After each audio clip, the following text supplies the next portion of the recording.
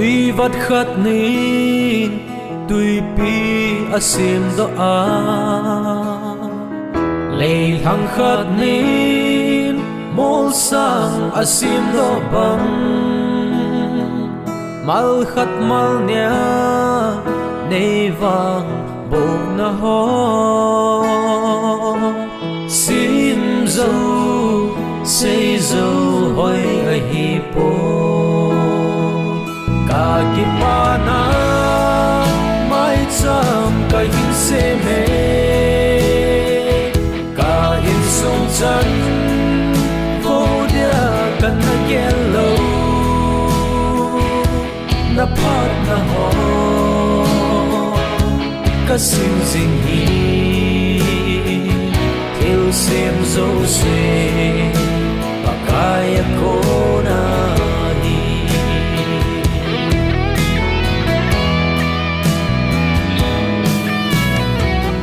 sinh sung yan thấy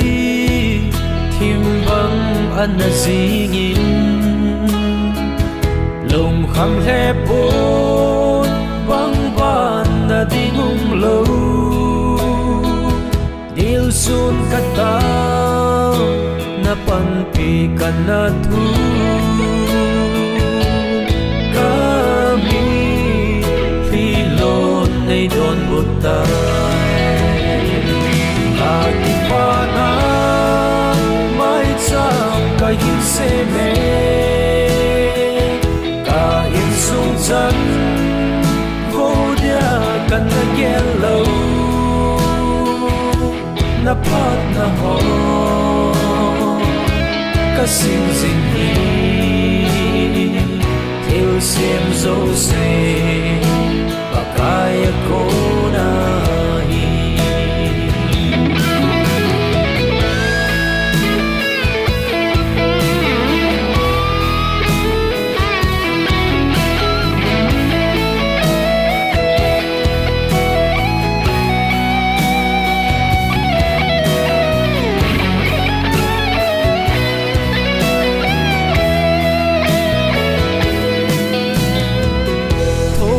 nan bo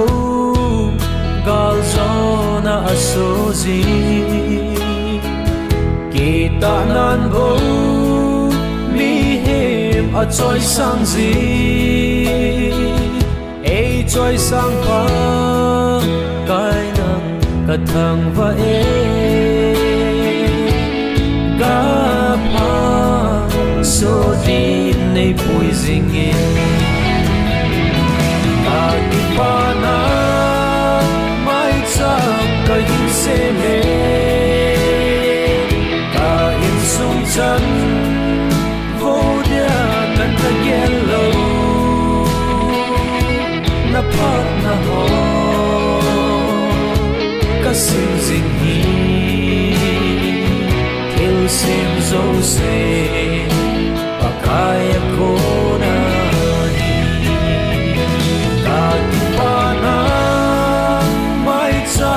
ka hin se me ka in sung chan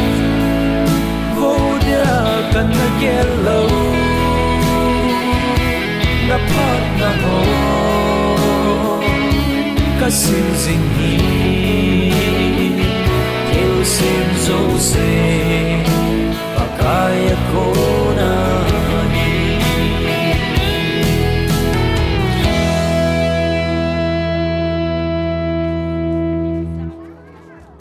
chân ai vui lim bang ka bel pakai nahi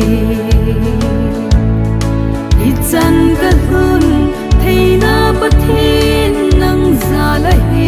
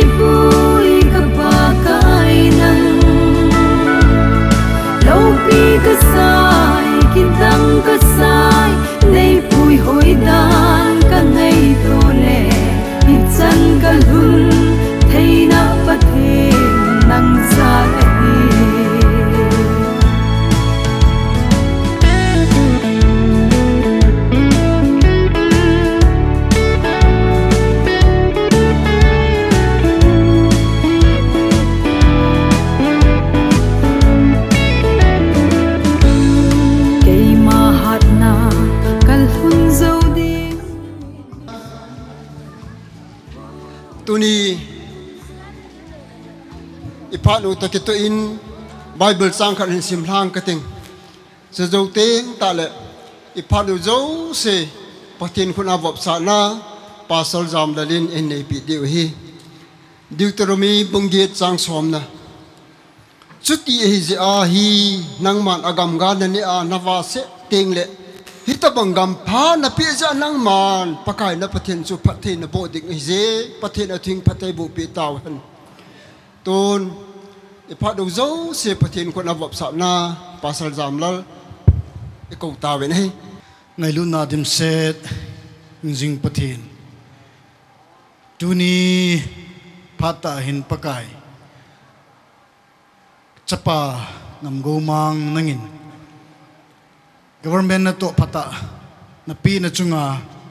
อินสุมีเตนกิปานะเละเฮตบังจันโลปีโหเฮนังมาปีฮิตีนังมาทางวานะดิงาสูปีอูนาวโอบุมีปะกายอินขมวาเฮตบังผ่านหอยตะในมูสาซาลวินก็กิปาวินมินกะทางวาวินฮีอากิมังจะได้ยูสีเลยอากิความยูสีปะกายนะโลปีนะอินในยุมปีว่าบุญหาสนตัวนี้จมขันดีว่าจากายนักคนนั้นหันตัวนับปันปีไงจ้ากับปะกายอุเจสุคริสต์มันนักตาวฮีเอซุนตุนอปันจาลาวิตินเลียมนัทิเซปาลัมซาอัปเลโนอามาพาดอีกอภิตาเวนเฮก็คิดไปตูนี่นี่โค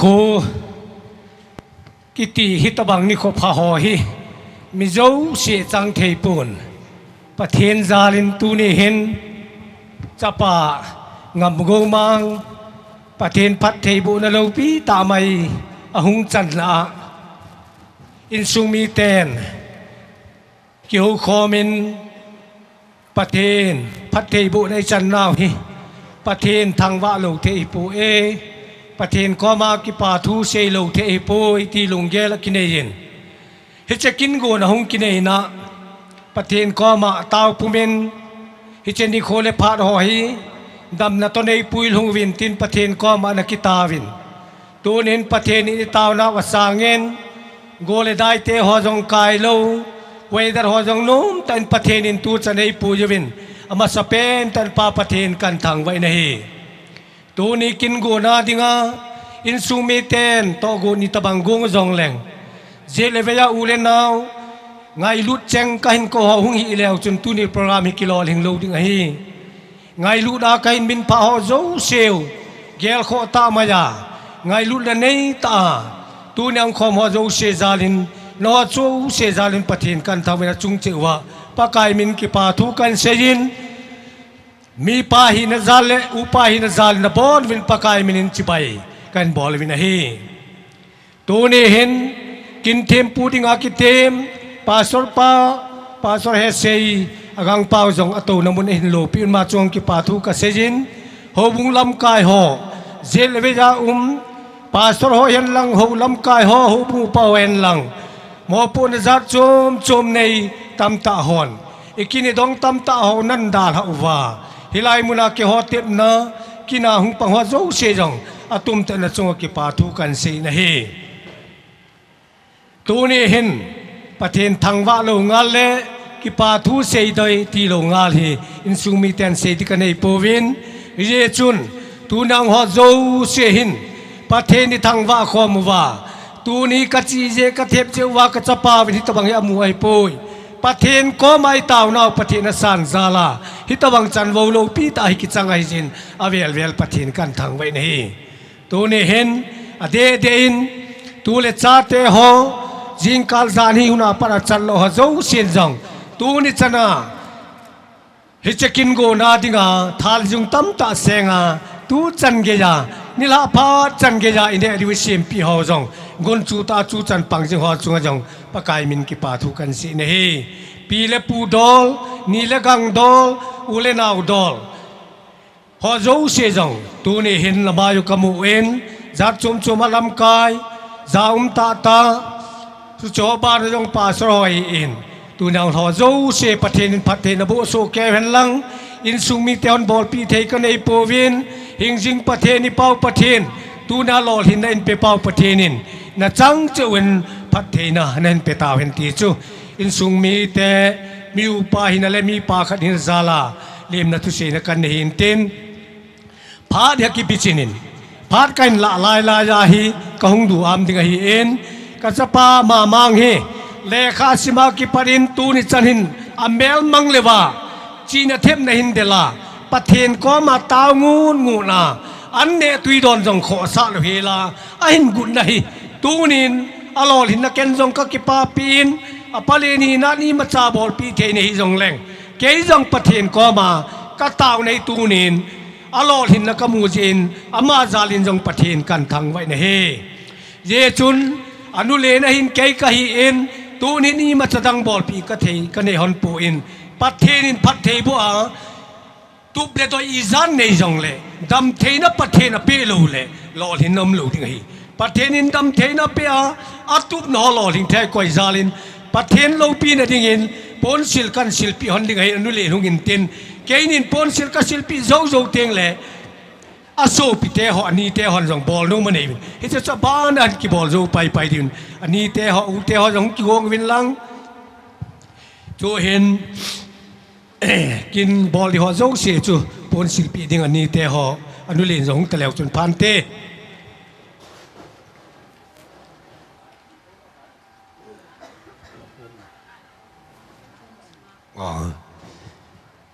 อันนี้เตหอนจงบอลนี่หอเสียนตูนเกยพัดสุงินนินกีบอลไปวินลังโอ้เห็นศิลปีวินลังบอลดิ้งในหอน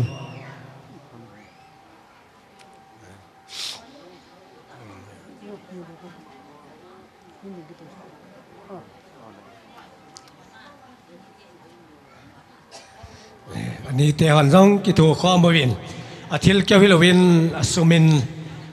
จะตอนในดิ่งเบตินันเปเอ็นตัวนี้เห็นนี่เตหองกิปะมาเจงวินสุงาหลอดหินละกำมูมาสัตเป็นเราจังหินพัดซอตาละหลูดิ่งินปูนหินศิลปิวินลังบานนินช่วยหอพัดใจน้องไปดิ่งฮี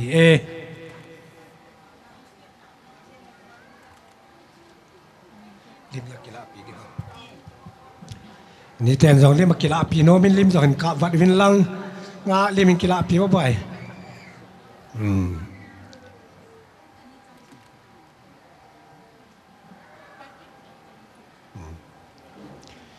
ป่าเมตัวเนี่ยลายมุนเอาความหอโซสีปะเทนนบุโซเกเห็นลังดังหอที่อาทิลพาบอลโซจิงดินปะเทนนบุโซเกตาเห็นก็คิดไปสีนมจันทริตันเตเก็บปาเมนตูนและเสด็จอินเอานูเนียงโบอีกตาเวนเฮมาสานฮิตบังพัดพาไอปีวะปะเทียนทางวะนักเห็นเปมาสาอินและสดีฮิจงเลงอเวลเวลากะหงดินเหลาดิ้งจิจุนเกเลกันเอาที่หออินจงกันเอาอโลดเห็นกิปาปีนซาลาปนสิลหอกะเห็นสิลปีเดียวเห็นตินนาวที่หอเห็นกันโนอินปนเห็นจอยอินตินเกเลกันโนกะเตปีอินจงเห็นสิลปีหอนิงกะติงนาวที่หออินจงอบอลน้อมจุเลนาวทางปีฮิเห็นลังก็ฮิจงเลเกยดินสุงาอบอลน้อมหออินจงนี่เห็นจุยไปเวินลัง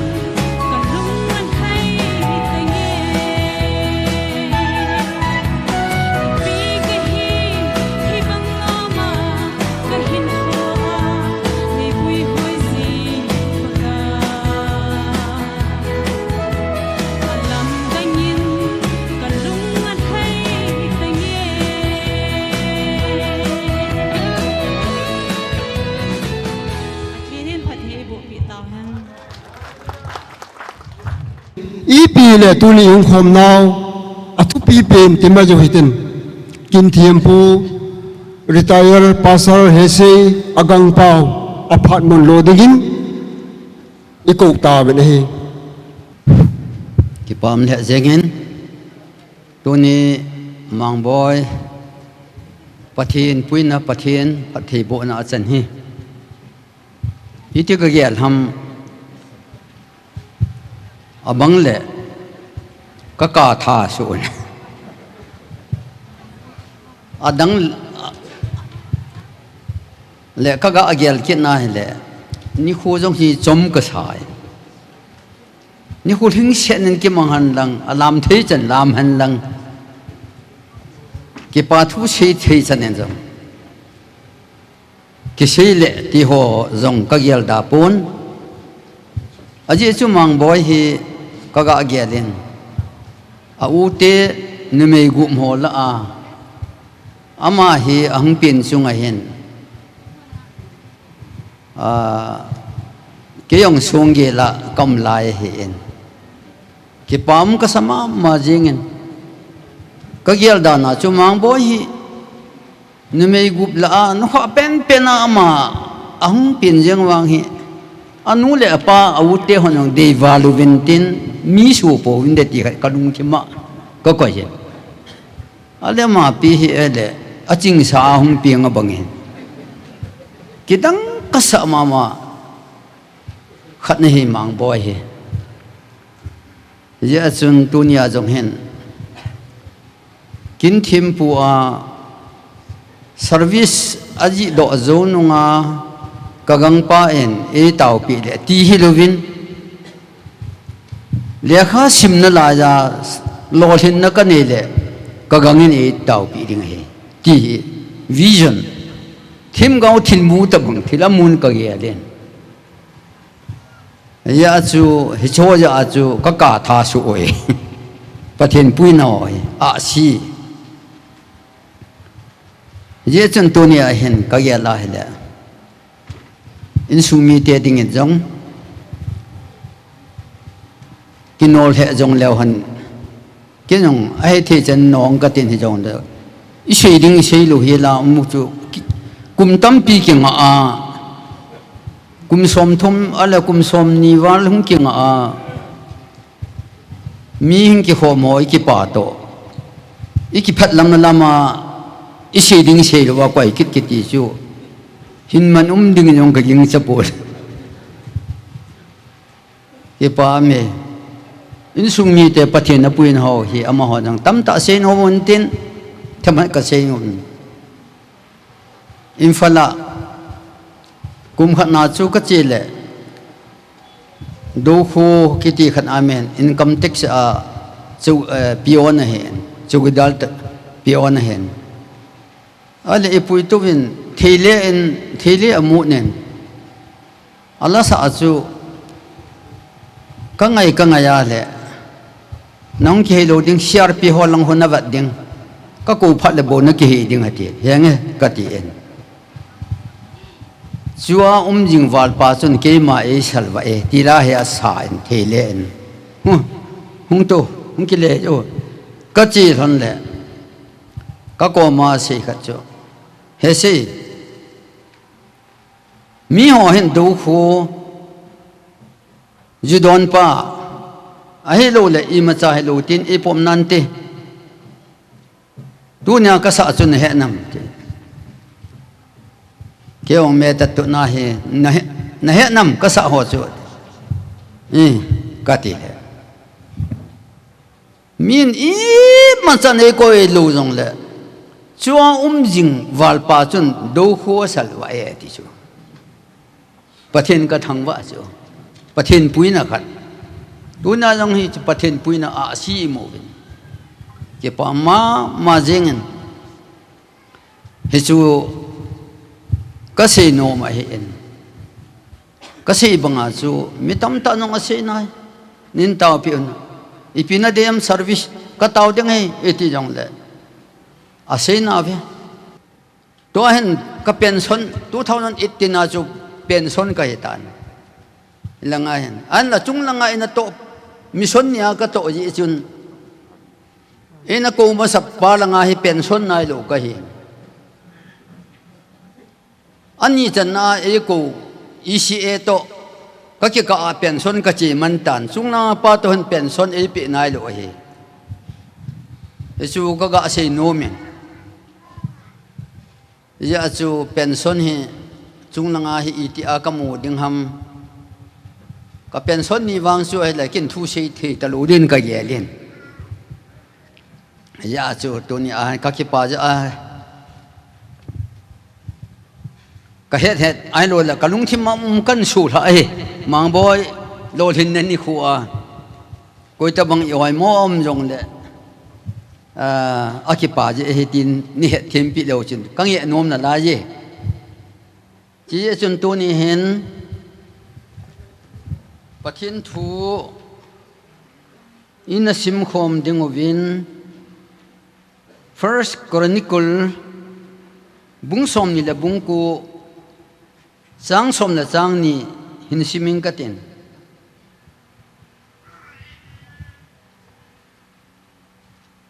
hau na zo si le za bol na zo si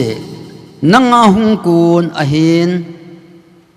nangin izakai chunga vai nhom jing jinge na khot thani na le tha na a umin na khot na thani na le tha na a umin na khot na hin mi jo si lo pi sa the na le tha sa the na a umin a hi ji chun tun các bậc thầy nào nang ma các thằng vợ ovin namin lopi ta chu các soi an chi ovin ahi bậc thầy này là thu sim nào bậc thầy bộ hành lang chỉ lại Bible hỏi cái sama mà riêng bậc thầy khốt na hi hầu na dấu si umahin iza kai chunga vai hom hi bậc thầy này anop nop sunyema anop nop dom sanga anop nop hin khoi se wanga he gala tol tam tam jong la athilo ding pa cho galang thi de lo hi len na khe jong le hing na lai hi gari accident jong le hing na lai hi athilo di cho athilo hi jeng hi chi pa en tu ni pha na isunga vai hom hi iti ke pa tam lý liang te ho le da chom chomon a hepo ve tam ta in a tam zo in chi ye chun chilai mun a hen iza kai chunga vai na hom jing ji nge kha ve ho ma nga alo hom jing tua jong mang boy chunga anu le pa to ki tho na wa vai na hom mang boy in ye ne ding cha ne a cha te chunga vai hom na lai ding mang boy tu te chunga jong vai hom na a jing kiti pa he anga ati umlo lấy xịt dấu xị ăn thiếu dấu xị ở chạy nằm mà ở chạy nằm lù bát thiên nên tu ni chú xị cái gì là hết đấy Solomon có mà chun thu anh xị thu mình ipi kapi ding na him atila yin chi na athu men Israel pom pi vai kun vai hun na ka het them na dingin na kel ngoi te ka chin the na dingin chi na kal ha same ati ade pathinin chi na ape nangin nagal te su nem na ding ham gal zo na ding ham hin kho sot na ding ya chom nhong thum lo ven nangin Tony kiel ngồi hi dạn họ là chỉ nó thum hi kalunga le nó thum lo be lo pi na jong kapi ding hau sat na ho tin an sen an la mi min pathin hi abat jing lo wa le Solomon jong chu ate nung langen thilin ta khan abol hilin miliman ho kha en ye chun Pharaoh sanu dong Egypt liang te thanuang ki chen pi in Amon mi te Moab mi te ting le adang dang ho liang cha te ji sang khat chuwang chu kapi di tilu hi le hin aman ahap na ki bol hi ye chun chilai mun na chun ate nungin milim ho khan pathian alung hangin anam pom piu tu ni chana he gal tu gal maya ding jing o hin ho the jing an he aje chu pathian lung ai ti la David ko ma an sei ke nin David ko ma chun ni sam la chan si an nalal to na hi ding he ati pi na David nong an zo di chapa Solomon in an su hil pai livin chu zo vin Rehoboam khanga pan liang ga ma ke en Jeroboam Israel ten Samaria hupina nivin akhol he jing de he leng te thu simi patta Bible hi isima hele pat again the aliang vai te on le aphamai man them khat chu wang bo na hang chana mi ju sen an tu wat teng le hen thili abol hil nu mon hi gen the teng le wang pathi na bel na vin hi chun ang hau mong tiung le pathin su mil na am no min hi ti pa hi Solomon ale David na ko nen akimo in ting le an abana ka se num kit khat chu mang bo hin akita na le apat tho thu chom hi tan tin aneu lai ti jeng tau te tun officer he tan aneu lai dewa kagangin e tau pi di ti chu kham hi mul manga jong mu nai lu chu athu sei tu langa hen hi chi jo hi ti le ti sumil lovin athu sei hoi apat sa in tu nya ke sa nga pathian aman thei le thu sei thim tam ta le taw na dinga jong vat lal dam tam thei hi jong le athu sei hi ape cha ja tu ni ke hi wa kadin jin pathian ka thang wa en pathian ne nai ti lan mang boy hi phat thei bo jing ta hen kitip na kiti hi sam jep tha jong nan akiti min iloi hat chu ki le pathian ka ha ne ti wanga chu galo ki jo ta hang ki nunga isanu khat chang khat se e lam tu dinga hung do chu pathian ngel thiam jing han ki mo ti di chu akitip na chu thi chan hi jong le jep tha jong azui David hi jong le malai mi te hon kitip na kiti ho hi tu cha kiti hi mi jo sia he poi pathin lang ve mong ho ading a hi en tu ni a hin pathin ka thang va en chi chun tu ni a hin ipi hi jong le hi cha Bible a isi dung ju vin mang boy chung han ke pa mong e ken jong tau na kan pi masangin adi a hin ani hungin tin aki cho the jong ai nai kham ni ta en lai chi achum be mo pathian phat thei bo na pathian in om pi jing na akhanga pathian phat thei bo na achan na ding aton a pathian lo pi na dop sang nang ka sil pi lani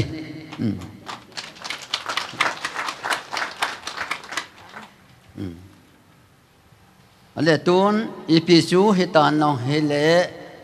shading ke tile kum som nga le kum thum lang pathin nang ke tong chu shading hap ta khana jong hi alang jong she do lo de wen yong le mi ching ho chon na chon no ngai ja min tin ye chun taw na hin nei pi eng ka tin hallelujah hình ding ka pa thieng pathin ming hin kho hi tui mei ta bang hi ka he jing ve ming hin kho hi pakai mi bul kai ta bang hi ming hin kho hi i ma cha lo chi thei mang thei chi dinga he edena pa na sol do ka hi ven chi thei dinga tu ni chanen jong aneu jong athin alen jong athin a hat jong athin a hat mo jong athin ate jong athin a khang jong athi e hi jong la tu ni in hi ta bang thi na le lung don na la a pakai nang man ni pi wa mang boy hi tu ni kho a hi ta bang ato gim na nan pi a adi engai ho ija kai lekha asim na ko na phathe na bo na tu ni anei mu sa zalun namin theng thangwan na ko ma ki pa thu ka se je jabanga chu pakai tu ni a hi che mai cham ki sim hi ki pa je a nang ma in phathe na bo a in sunga jong adam so na wa jole mang boy jong ato atham na aloi agol ho jong pakai la jong nangma umpi na achan jinga tengle promotion line na jong hat ta hin puja tuni sanga jong ki pa thanom ta pakai in sunga hi mai cham ama chunga hi helon mi pi ki tit khom na hum pe ding na ko ma ta ve na lo pi na dop sang an jing han hi chi mai cham jong hi no amai cham ta bang ani san pi on lang abrahamen kanan ngam alo dinga mai cham nasa na nalu sa abanga chu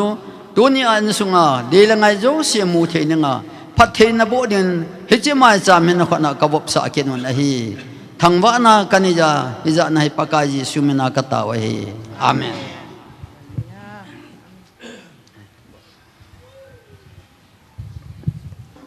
pute pha na pe huitin koi pe nung ding do di ham apha nu mono lo dingin pute ho khat pe ni ko ta ve ni lo le na ni khuwa hung la yo se abumi an lang ke la ka nga so pi la na yong le na bon cha ben chung chi ba ke pa thu kan sen tu ni pha ri ke dinga kan ki gin cha lo in he chun ki gong lo ben ka hong in ai la mun kong lun chun ke chung ang chui nei le kiing lo pum ma thu kan se din tin pu te dinga phat ki se mi mang boy nu hi hoya hong kun do mang boy hi cha ni a tu na hi bowling them ti hi pin he num ni ka ta sanin chun pu te ho hi hau kip sunga u cha sagi la anga na te san chung te ka hi win san chung sunga thang tul ka hi win thang tul sunga chun thang tul hi ke ho in sung ti dam ke ho khai sung hi mi upa chila ka hi mi khai la ka hi ke ro win ma kutte ka hi win ma kutte ba na khong ki khai la nau hi puson in puson a ko na hi pu giang do chila giang do hin chapa thomani nei in akhan na chu tua thing khuwa pa hin ani na chu kei pu hin athum na chu tua hi chandilanga umuwin pusom tong te hi amo kyo u cha thum chila chun tua ko pa pe no tu ni ilop pau ung pin na te kapa do lun te hi kapa hin kaure thang hin kau ho se hin mo din am ta pu pasal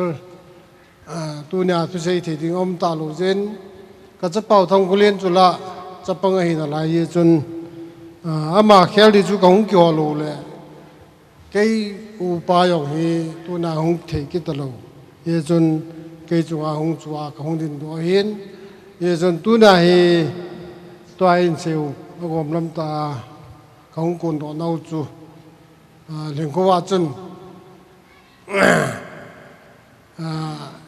cái chân kia chú lò hình nè này à alo lệ cái bà thu xây à alo lệ yam bute này đó là kinh liên ta bol thấy chân kia chun kaum bùn ở sầm bute cái là sầm win ye chun tu na hi ai biong lệ ding đó là cái lòng đâu ta chú cái kaum din đó hin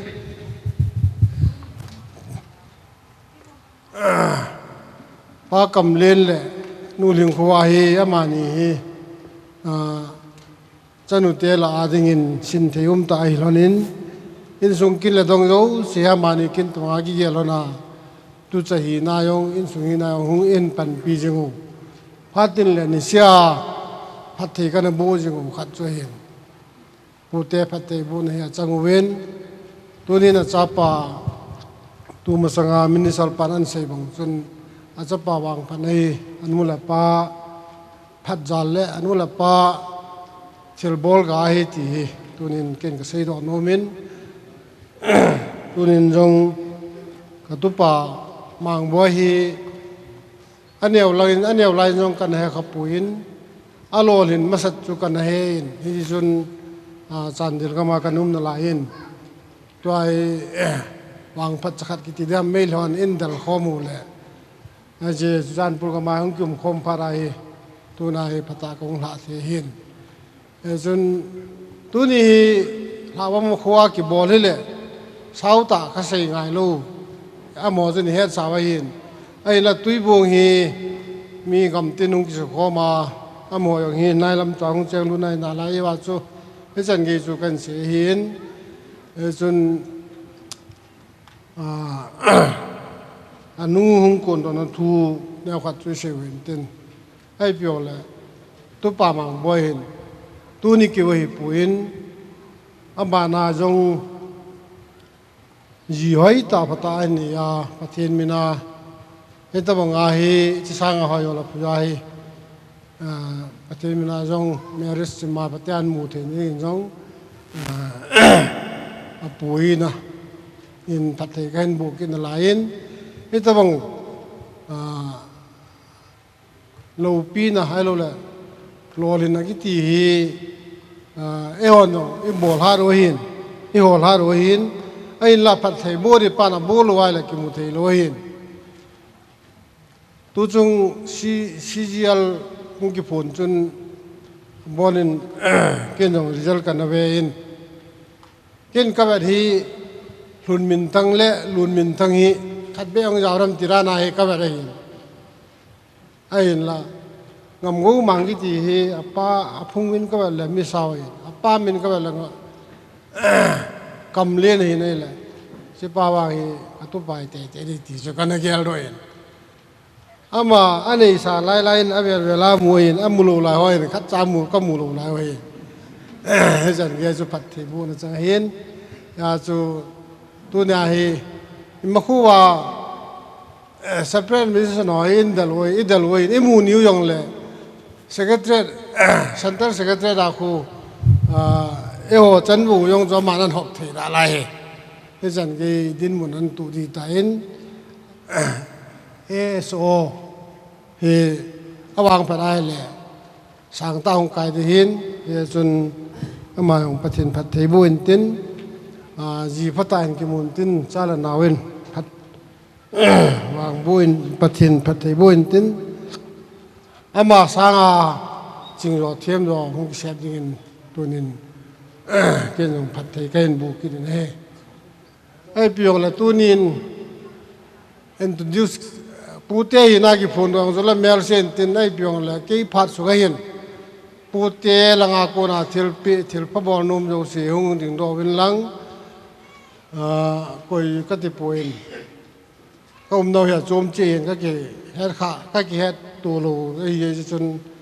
bol nôm đâu sẽ đi gần phát cái điện bẹt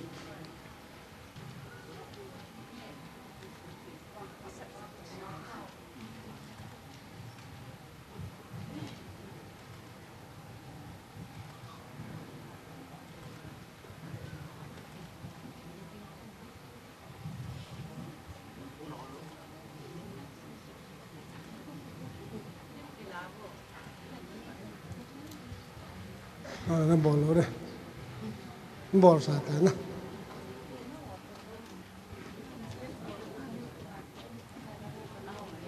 lim yung in cặp viên lăng ai thì ai lệ không điều không mang bơi anh nu là pa không điều anh nu là pa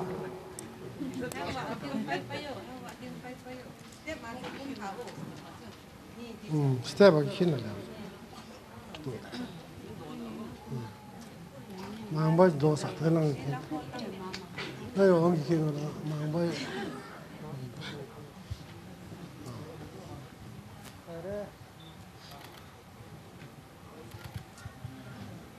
anh em thôi à anh em काम के बाद कहीं बिन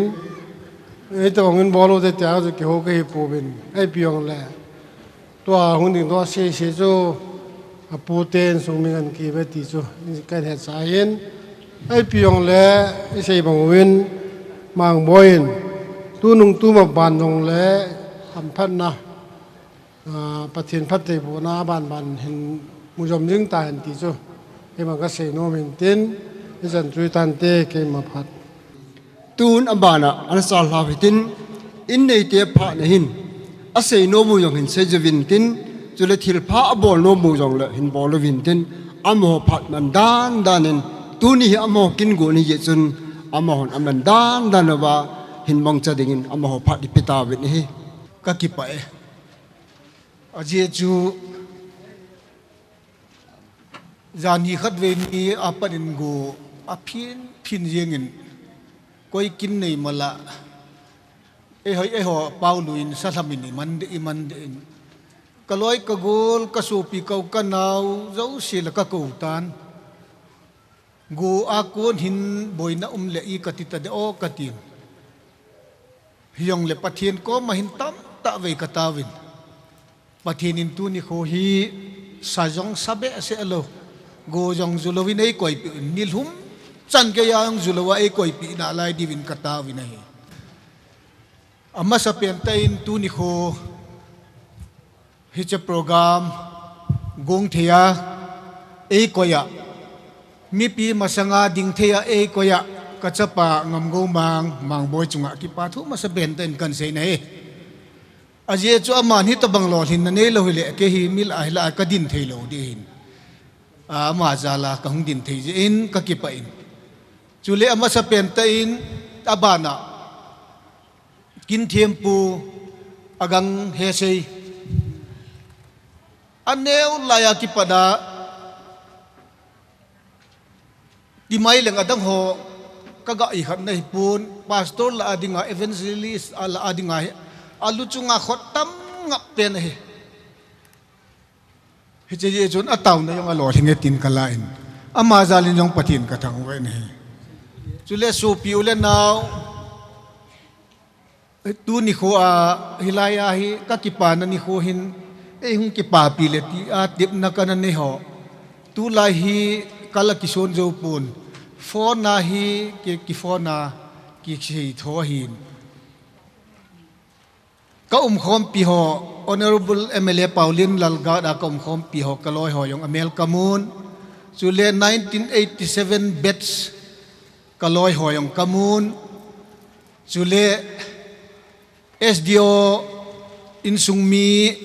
lilin jangmin lin yong kamun chule pastor pu kamun Manipur sunga kiloi khom na a MRIRB police adinga pastor orden hung hito to isian nga za api na alayahin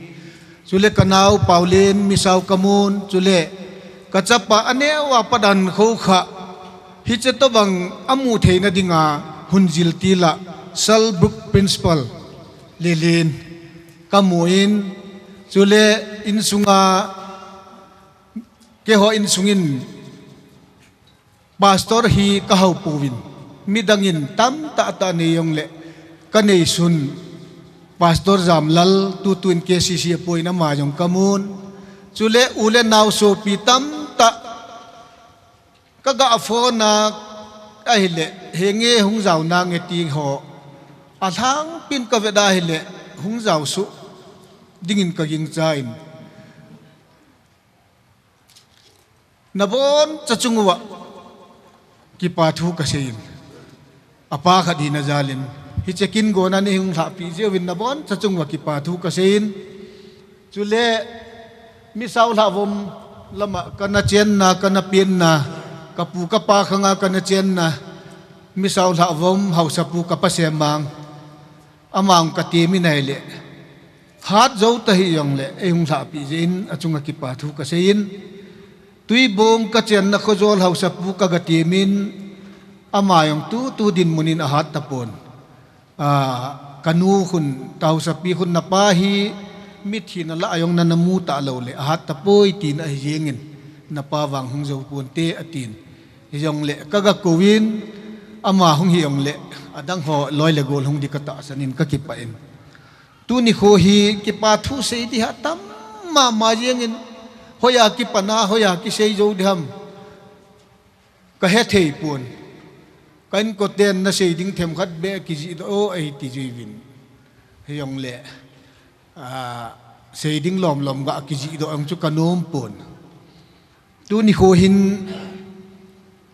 mang boy chunga alekha hin sim master an zo wa ultimate lekha sim namun honga analam kai pa au hau pu amayang tu to amhamum laham kai pon ko chu ka ko wahin amayang achunga ki pa thu sang ten ka sei ki din he chule hobung sunga hobung lam kai ho charge committee hen lang joint committee hi jong le a tha thei chan ka chapa chung changa hung thadinga kan ti pa hin a hung thaw zo se chunga jong ki pa thu ka sei ne he mi lung thi hal lo ki hi in chi chu hin tin ka cha te hi ama sa pian in seileng in zon agang in jong thi kin thim pu pan seitan nu mei gup ki zom jalin hung pengin a gup na nu hi district hospital a pengin mi saw la vom kam lai hin a pian jowin in langa hin ka chi nai le nu mei ho hilai ta chu mi saw la vom chu mei hol thing ke ki wa na hin thing kang phaya khun nupi ho to ka kito in naw na ni ta wam atin hinge numeham pasalam in numei pi pasal kamo ati he numei ti yen chu ha asa ka san ami chu lan numei hingal ai wang pasal hai kamo ati yen he he che chu hin pasal kana nei vai ge dan chu pase pathinin vai ge ta hin kinep lo nung hin mang boy hi an pin sen ahin pin sa inyong kampon phaya speaker babudon speaker hilaya ma God and Scott kanaumin hijelai ta cho hi jing kalhin uhem khosei insol piwin ama phaya hung dei chun ka hungin ata ta hinam ti chan ge ya check kana bol he aje chu kinep lo nung sang ahi na chu kan se do hin tin na hije chu hi in ama hichan gaya nei taloding nung sanga ka umayong chapa khat pathini nei pia ka chapa jala tu ni khwa ani agang awa naw sopi api apu iki khop the ho hi pathin jala hi in pathin koma ki pa thu kan sei na he ken ka chapa hi kan puidan hi chom chahat seing kating sipai kahin ke hi 1987 bets kahin tu ai kum som thum le kum get kachi chat lai ta he to hi kum thum le ke kani na lai he chi choi hin ke hi mun choma dana ga ki bel bul le ka hung thun phal le hin ama ding hi ka de sa ma ma thowin a hin la anu to ka ki ho na hi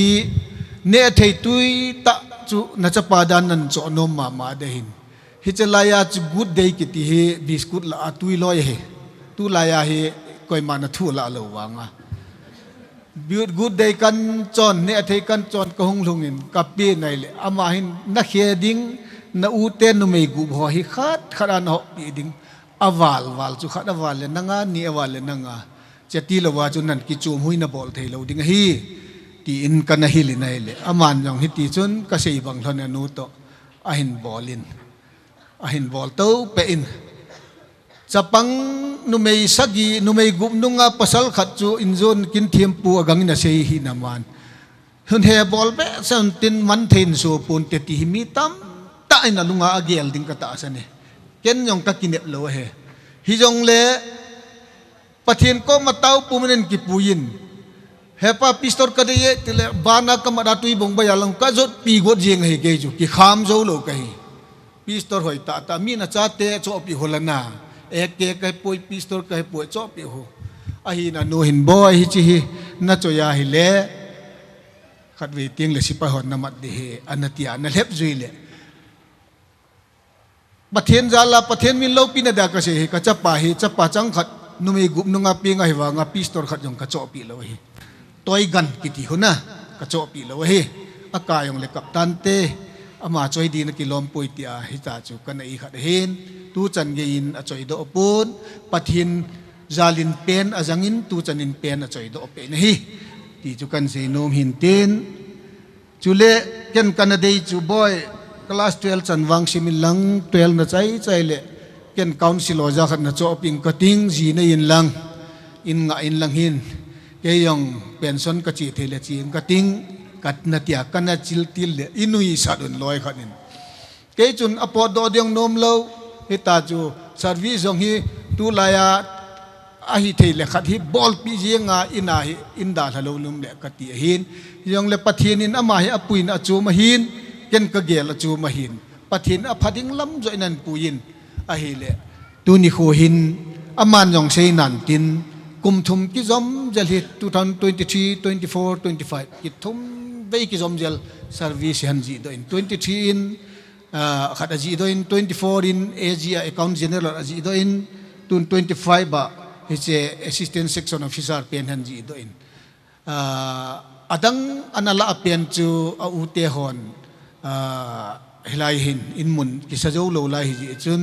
au te hon ki pa thu sei na khat neu chan ana bolwin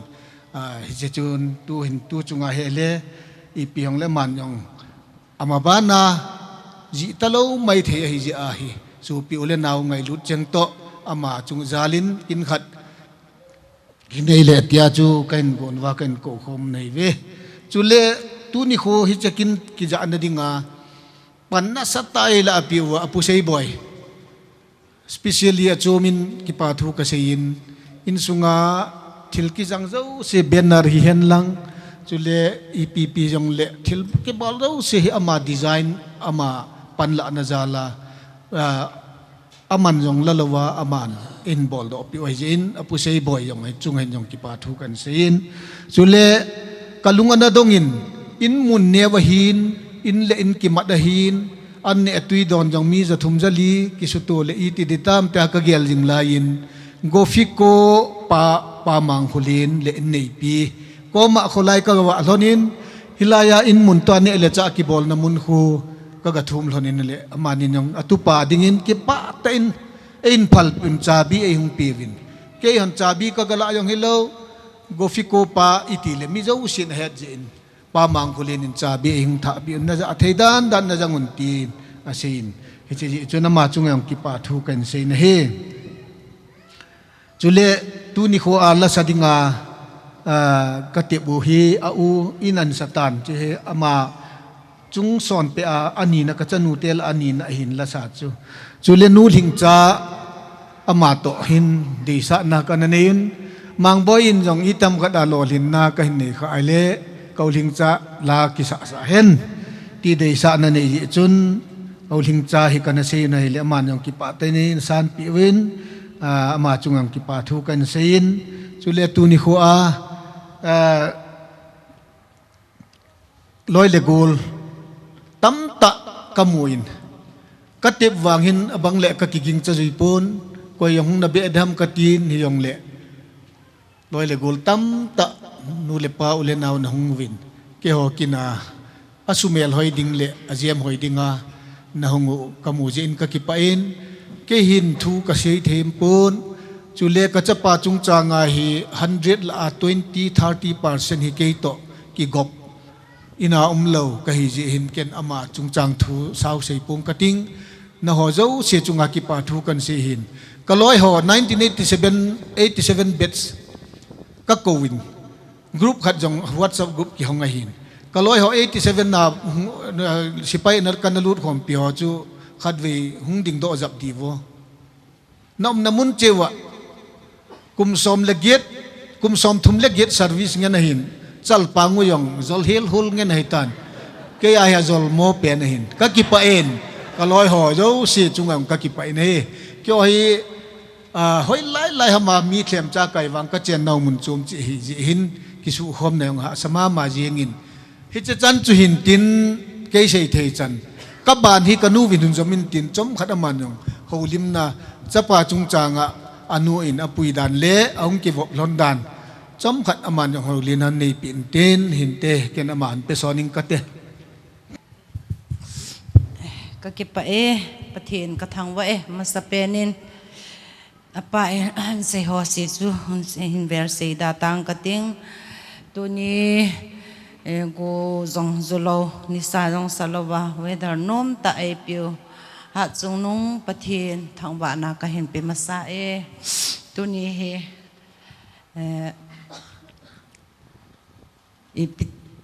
ti ham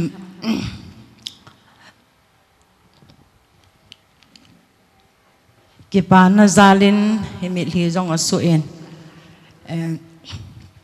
mang boy chapang neo cha hi apana hi pathian zala zo kham khama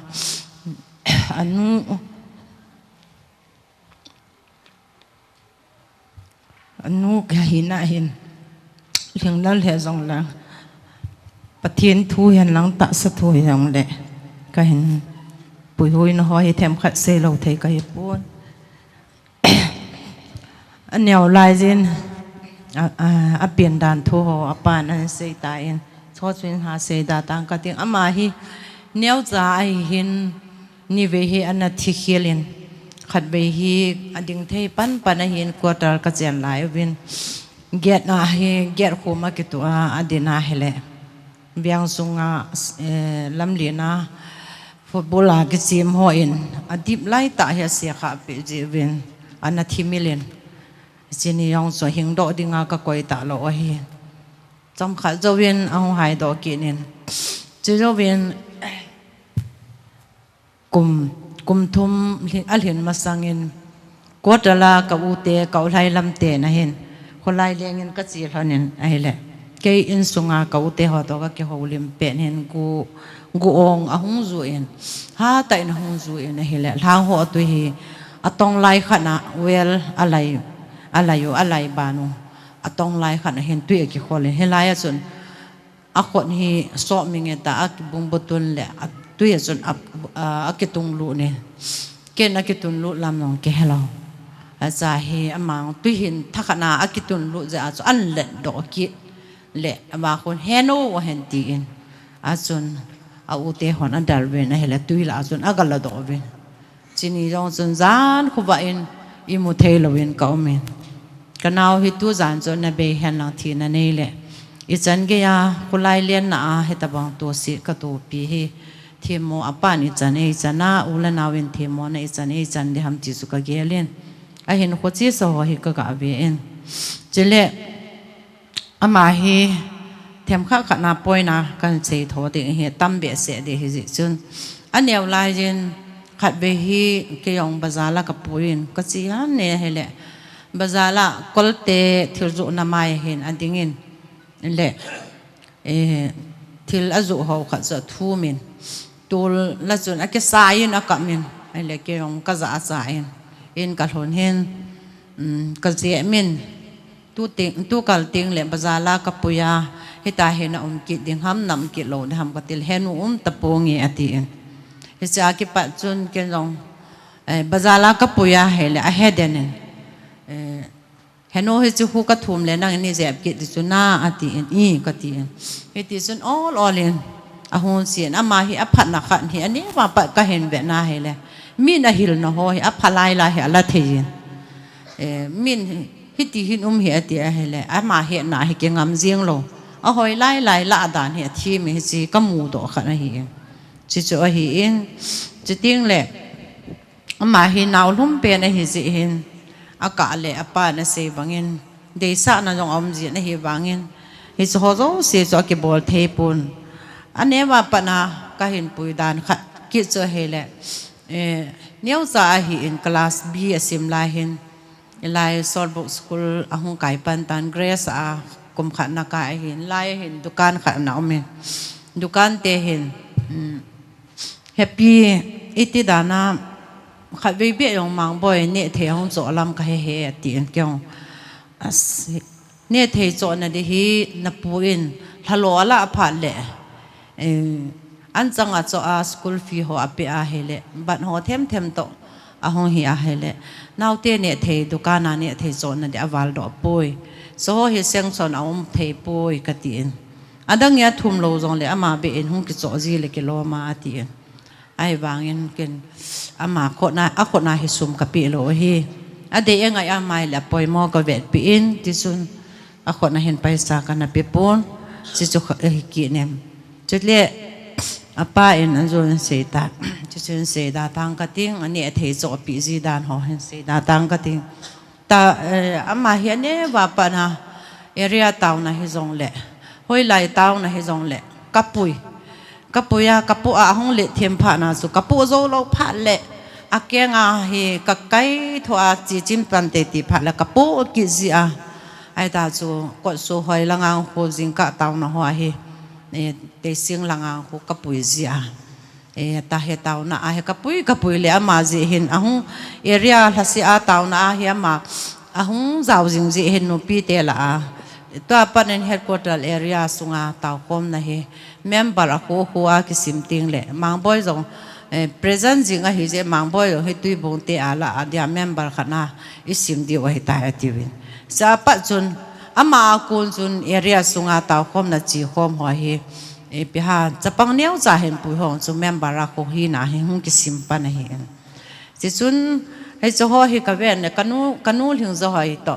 o khol nei hi aneu la ya ka loi la anu ta ka benu ho loi hi aneu la ya na ha taw pi ma jing khana hi he je chun kanu hoi yong hen aveji en mamang ka mu popo le taw khom na i chi ki lhon khom mu chu ka gel do ji en kalung a si e ti ji chi chu a hi en chu le ama hi khat hen sei ki lang ama hin selonga hi kum nga o ma hi en chi sung hen in sung gen thei na hi ana hebe se anin le apa to hen ka ki ho ji han hi lai in ka phi no thing pe in pen su ka sau ka chen lai hin ban ho them kan nei hin ji chu na pa to ka ki ho han pha le ba thu ka se ji han nei an neu lai hin class B asim lai hin neu cha hin lai le hawam mai mi thi na kha ka si ka hung le hilai tu a hotel vel sung hotel te in mai do na kha na dingin in vet to le ke lam li na ka hung kum su ta ke to a hung lai to bin ji lai chu TV yong ki nei zo nai lo ki en thei ma jing hin upa hem pau te na hun TV ave no be se nen ni ha ti le hin TV wedding a ki gong ji apon akisil ding pon khata hen akisoi ji la thun lai mo ji le i ve man ji tala ai ti chu na min le TV kha ve le hol cho di he ka ti ji le in ve in aung lai to ven happy valley apu ho pu te in mai to pa wo he no but ni sa zo pha le TV cho di he mo ten an sam to pe in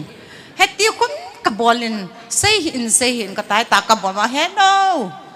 but ni sa zo pha le TV cho di he mo wa te ai te kun ka bol wa chun ipi sei na ham la he pon in sunga ki ho na apa to neu za hi apat hin ka ki ho lim na nya mel chi ke ji ti ta bang khat so in sungen thei ha san na yong he ma en ade engai jong athum ngam pon ne the ane wa pa ne the thum di ngai jong le mi mai su be ke hin ko mangin kyong kalunga sima ma ji en hi wangin si chu a hi in tu hin selong tu masang kum ji sapa hin kum nga lang hi selong ana umin a hele ka le hen apa ta boy sum na ni na am ka ti ji han le ka nei na chu tin apa to sum ki thot lo na so ta izat na ne yam til apa to ka do jin i ka nei na chu som ngam na lai na he ati ji som nga a cha na chu sum thum lo he ti ta bang hin ki eng bol na ama ahin ki eng bol na ti ham khan hi adu angai song kilham jing jenga ne ngam lo khom hin kanu la ka pang gen the ta e som he ti hi asumil pon ama hi au te no me he za la hen ama he pasal sang kha hi wang hen kalung han he ma ma jingen au te he poi ka ti pon ama jong hi a hi na to hen ka ve si ai le aka le kalung jong a si ji in anyau lai awang chu ka ve na he le anyau lai thu ka se hai anyau lai hen ta ka se bang sun class b la asim tum hilanga ka chen su ti lo hen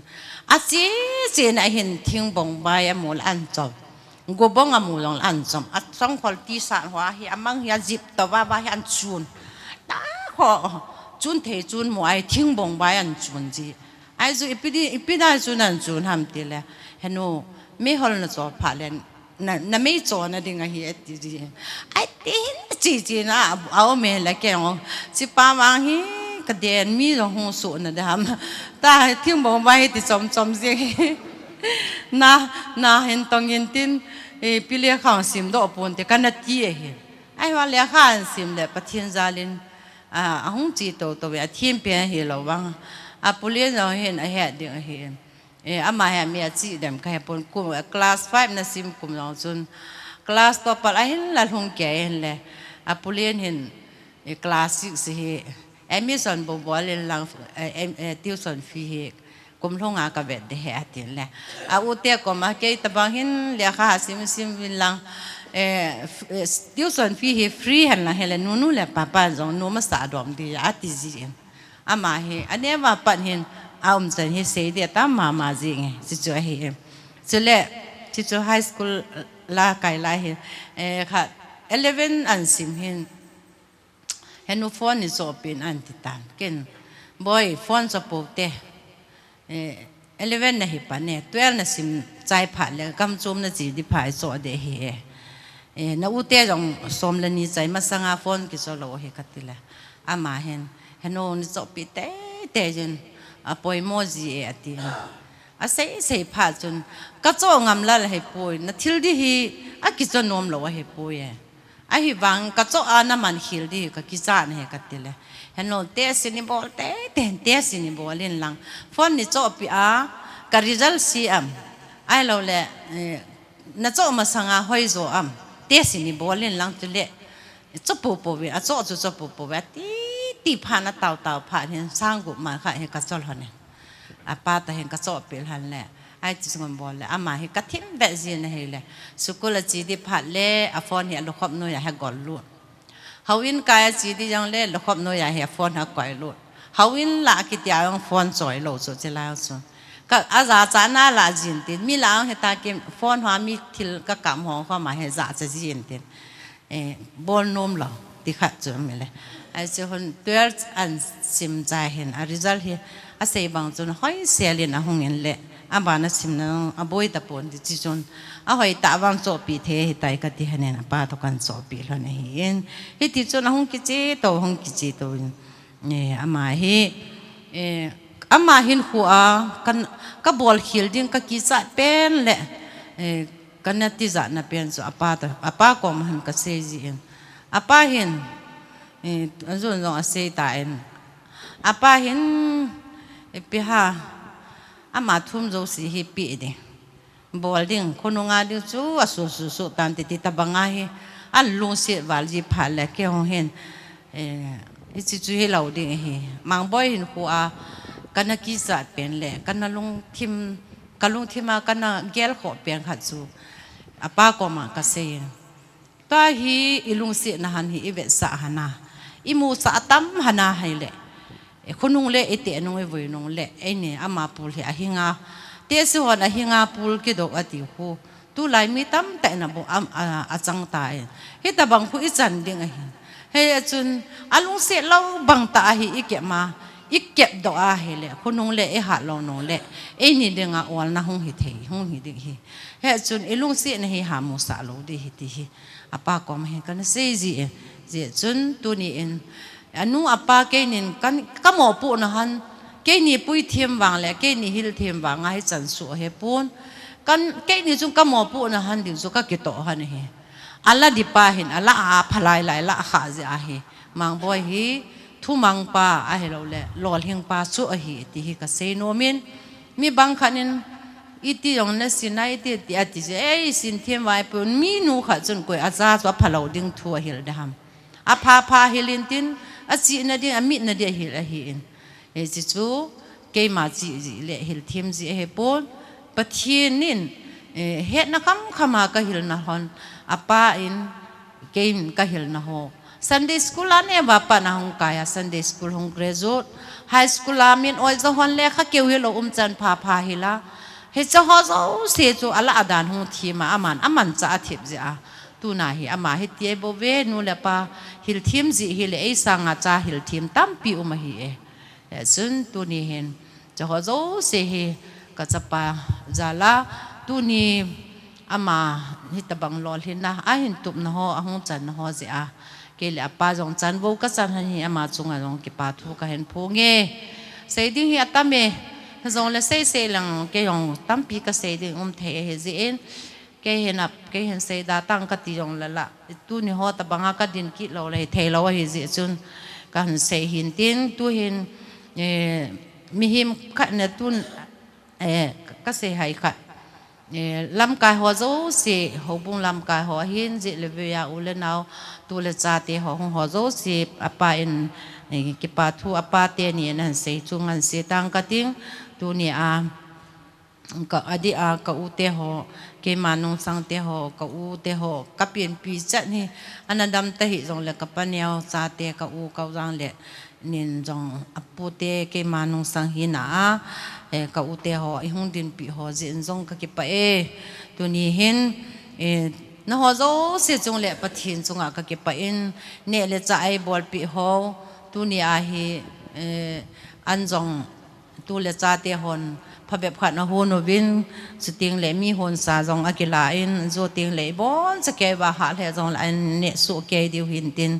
chu ke le apa to in sung mi te hon ka him bol the sunu hin tin mi him hi na hin ka cha pa chunga hin ka le bol khil long umin tin hin lal na jong umin tin ama ke pun cha te pu hoina akil ha samma ma in zo zo se chunga hin lal na am le la pathinin e ngai da min tin ma bana ama a hi in mang boy a hi in adi in tu chunga hin ama jong he a service al handi kun ta hin la thei de tam jong le apa to ke nin jong kana taw na han khat chu boy a hi theya hele nang de chapa chang khat niaw pen hin na lai na lung hel hat to oi no ho po nga ya li su thei na hi mi ngai lu na he na nei be se nen na li su nom be se nen ha chun ji na nei pha ong la cha na nei pha na ji na cha nan ngai ding transfer achi ti le lu hela ne thai le ding a hi so sound chun ep jong le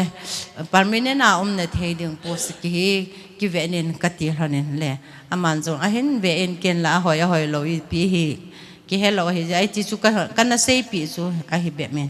ha chun an ke le e pathi ne he tabang chan pha a hen mo cha tu na ho zo se e pu khom pau ai se mang boy le pathin chunga ki pa thu kan se hian lang tu hin se khela ma hele ho zo se le pathin e ngai da min tin se di tam jong le chan jun kha tang ka ting mang boy jong se na lai de se tu hin thil pha bol na hi hin nei do pai wing ting ke ho in sungin nau te ho in thil chu hin la bin lang il pha he neo cha he dong le hin bol wing ka te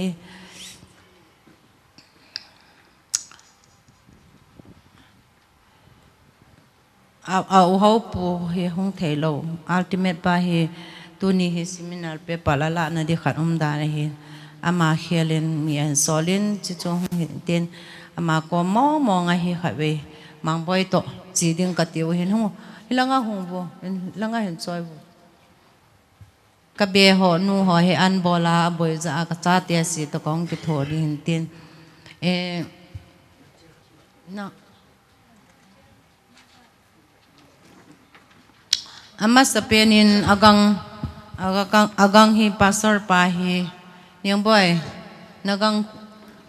mai jam to ko nagang pon hin silpi o ata pen nu hi ahung pha lo ji ma panja ma o ma hi ji ma hung do the lo ji a he neu pen ma he ni na nu hi kan man tan nagang mai sam long pen lang ki pa me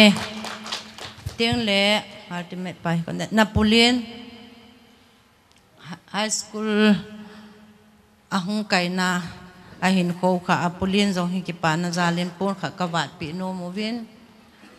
alienga wat jingo clip le le ha sa na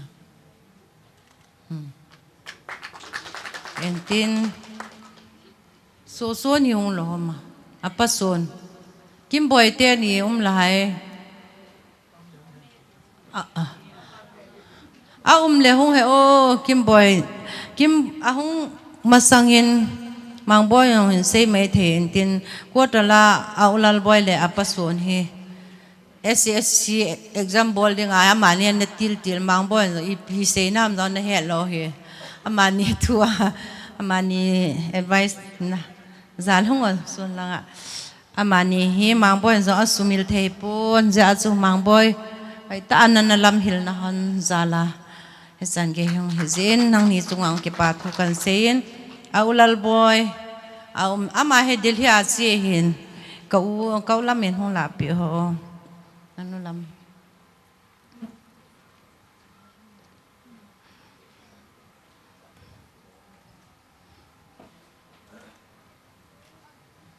alal boy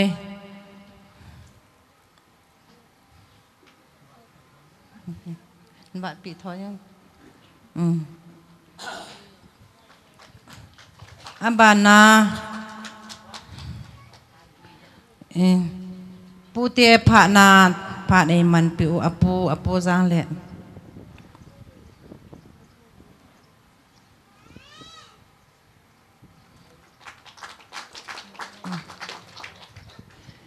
bạn lệ cái họ in sung cái tỷ lệ misal te là hỏi đâu in sung hiện cái te pu neo pa cái pu giam pu mà bố sẽ hi đam hi tại mà dòng hiện tu pa lol hin ni hin pun khát cái pin ôm về mà hi hong dâu lâu đinh hin có te hong mà luôn neo te apa thang hong le apa thang hong la he o apu hi ama hat mo wal ta in le so apa thang hongin pa me apu pon kha kapil hintin abanin kanu he kapa zon adam tapon ka ute ni zong tapo chun kanu he ap tu pa havovin elang heno lai chun ding ta ning bai na chi on pi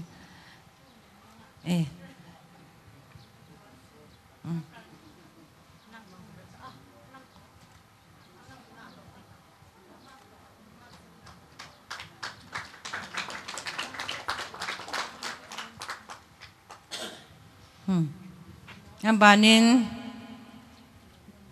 patat abanin apalin mang boy dinga apalin ka upaw masa apasan hong dinga o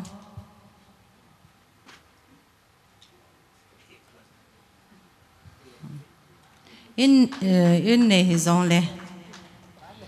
programa min chung ho jong pe hin ban le napusay boy benal o pulanga kitung te ni hin la program zo se hi in ma zo se ha ma he pu pa we bang he tu cha za ka za o ai la ta he to de go hol kin he tam ai la ama hung ka in ha say boy apu say boy jam go ho pa lo ham lo le azo le pe tau ti na con đau pa apa neo programa min chung ho dong ka pe he apa jam la na boy hong du na pu se boy pe pai hano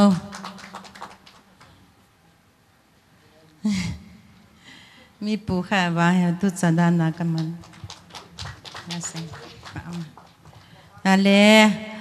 พาดใจเต่าในมันปีเดียวอุปาขุบทางแกเขาบุงอาสเกตริปาเฮ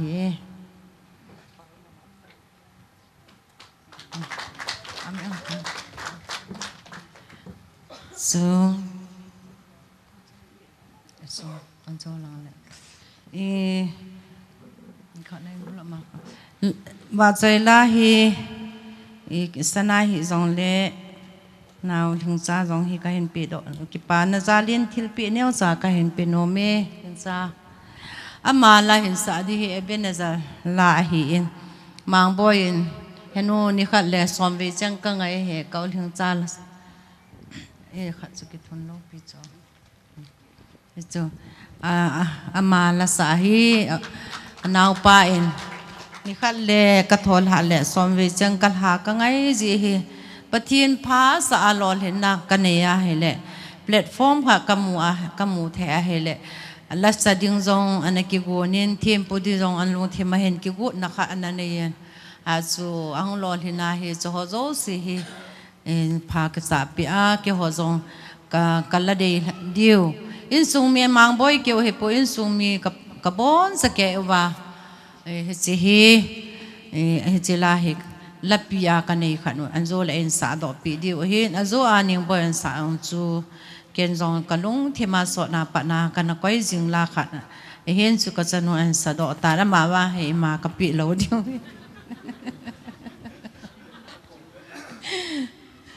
อาบานนี่นั่งนี่นึงกิลาดิตากาสตมาปานอีขัดตุนีทิลดังจงบอลดิ้งมาฮิซีอิน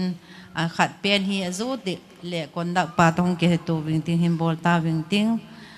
กัสตมาฮอจงเนียวซาบอลดิ้งหัวจูติ้งละปาเตียนี่กิลาตันเตจันสุตันเตก็กิไปกิปามินมังบอยนุลปา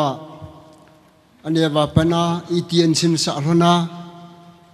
ฮิจนาฮีอันตีลโคลนาฮิจนายุงลงเทียมตีอาจอมเทลัมเป็นอินเซย์ปีบินสุเลติลพบอลนาอาจัดโลโฮอังไงโลโฮสุเลอากินจุงจางาปันเห็นโลโฮจุงอาเก็บปาทุเสนเลทิลปีกินในนาวะฮิจันจุนใจตาวินอิตูโคมนาวจงอสวดทิมตานบูริงอิจันสุเกดิงกินจานอามินตูน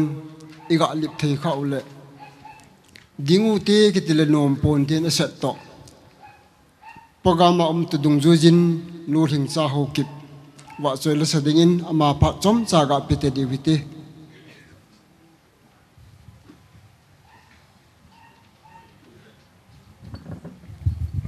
ฮัลโหลผัดมันทำไมเปียวประเทศทางบ้านในเปียววินตัวนี้นิโคนาวมังบอยลอลินนาหินไกโฮอินซุงอินจงกักิปาปิววินฮิจิจุนกักิปาปีนาวเวสานอินปุนกะหินศิลปิโนมินกับพัดกะโลมาสังอินมังบอยขัดไว้หงดินดอกปีเลกิปามินเต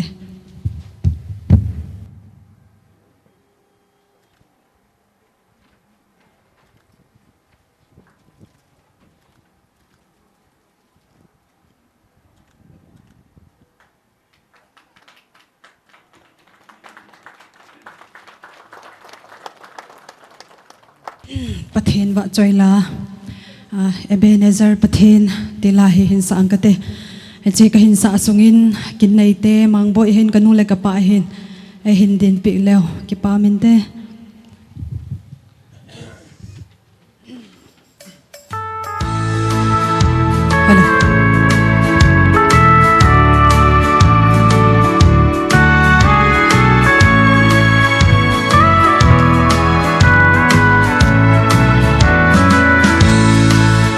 จันไอปุ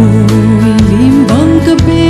ลปะกายนะฮิจันกะลุนเทนาปะเทนนังซาละฮีฮิจันนะเทตัมตะละอาตูจันไอปุยไอเฟงปะเทน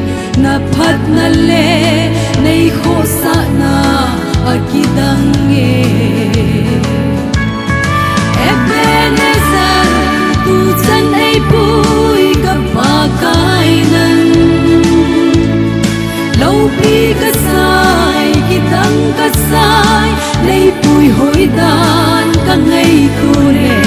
hít chân cả hun thấy na bắt thế nang xa lahi làm sự làm tàu anh ấy tu hin này cái gì u se tăng se là ai về nang mà nahi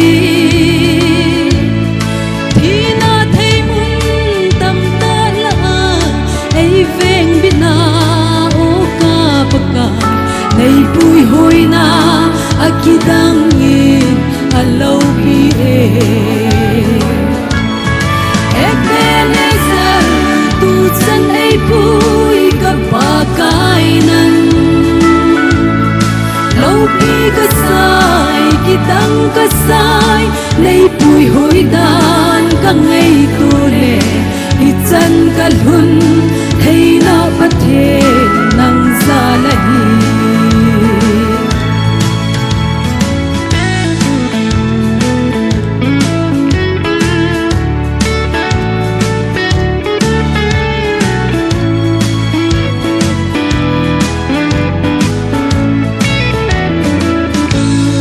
cây mà hạt na cả hun dâu đinh đi mà lâu cây phát vang à cả chân dâu đinh đi mà lâu ipi ka him o ka pathin ka in sung mi ima hilau hi chan chana nei pui hoi hi alo hi Ebenezer tu chân ai bùi ka bagainan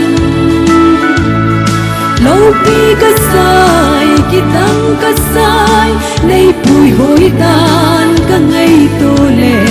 hi chan ka hun thấy na bắt thế nang za lahi Ebenezer tu chân ai bùi ka bagainan lâu bi ka sai kitang ka sai nei bùi hoi đàn ka ngày tu le hi chan ka hun thấy na bắt thế nang za lahi hi chan ka hun thấy na bắt thế nang za lahi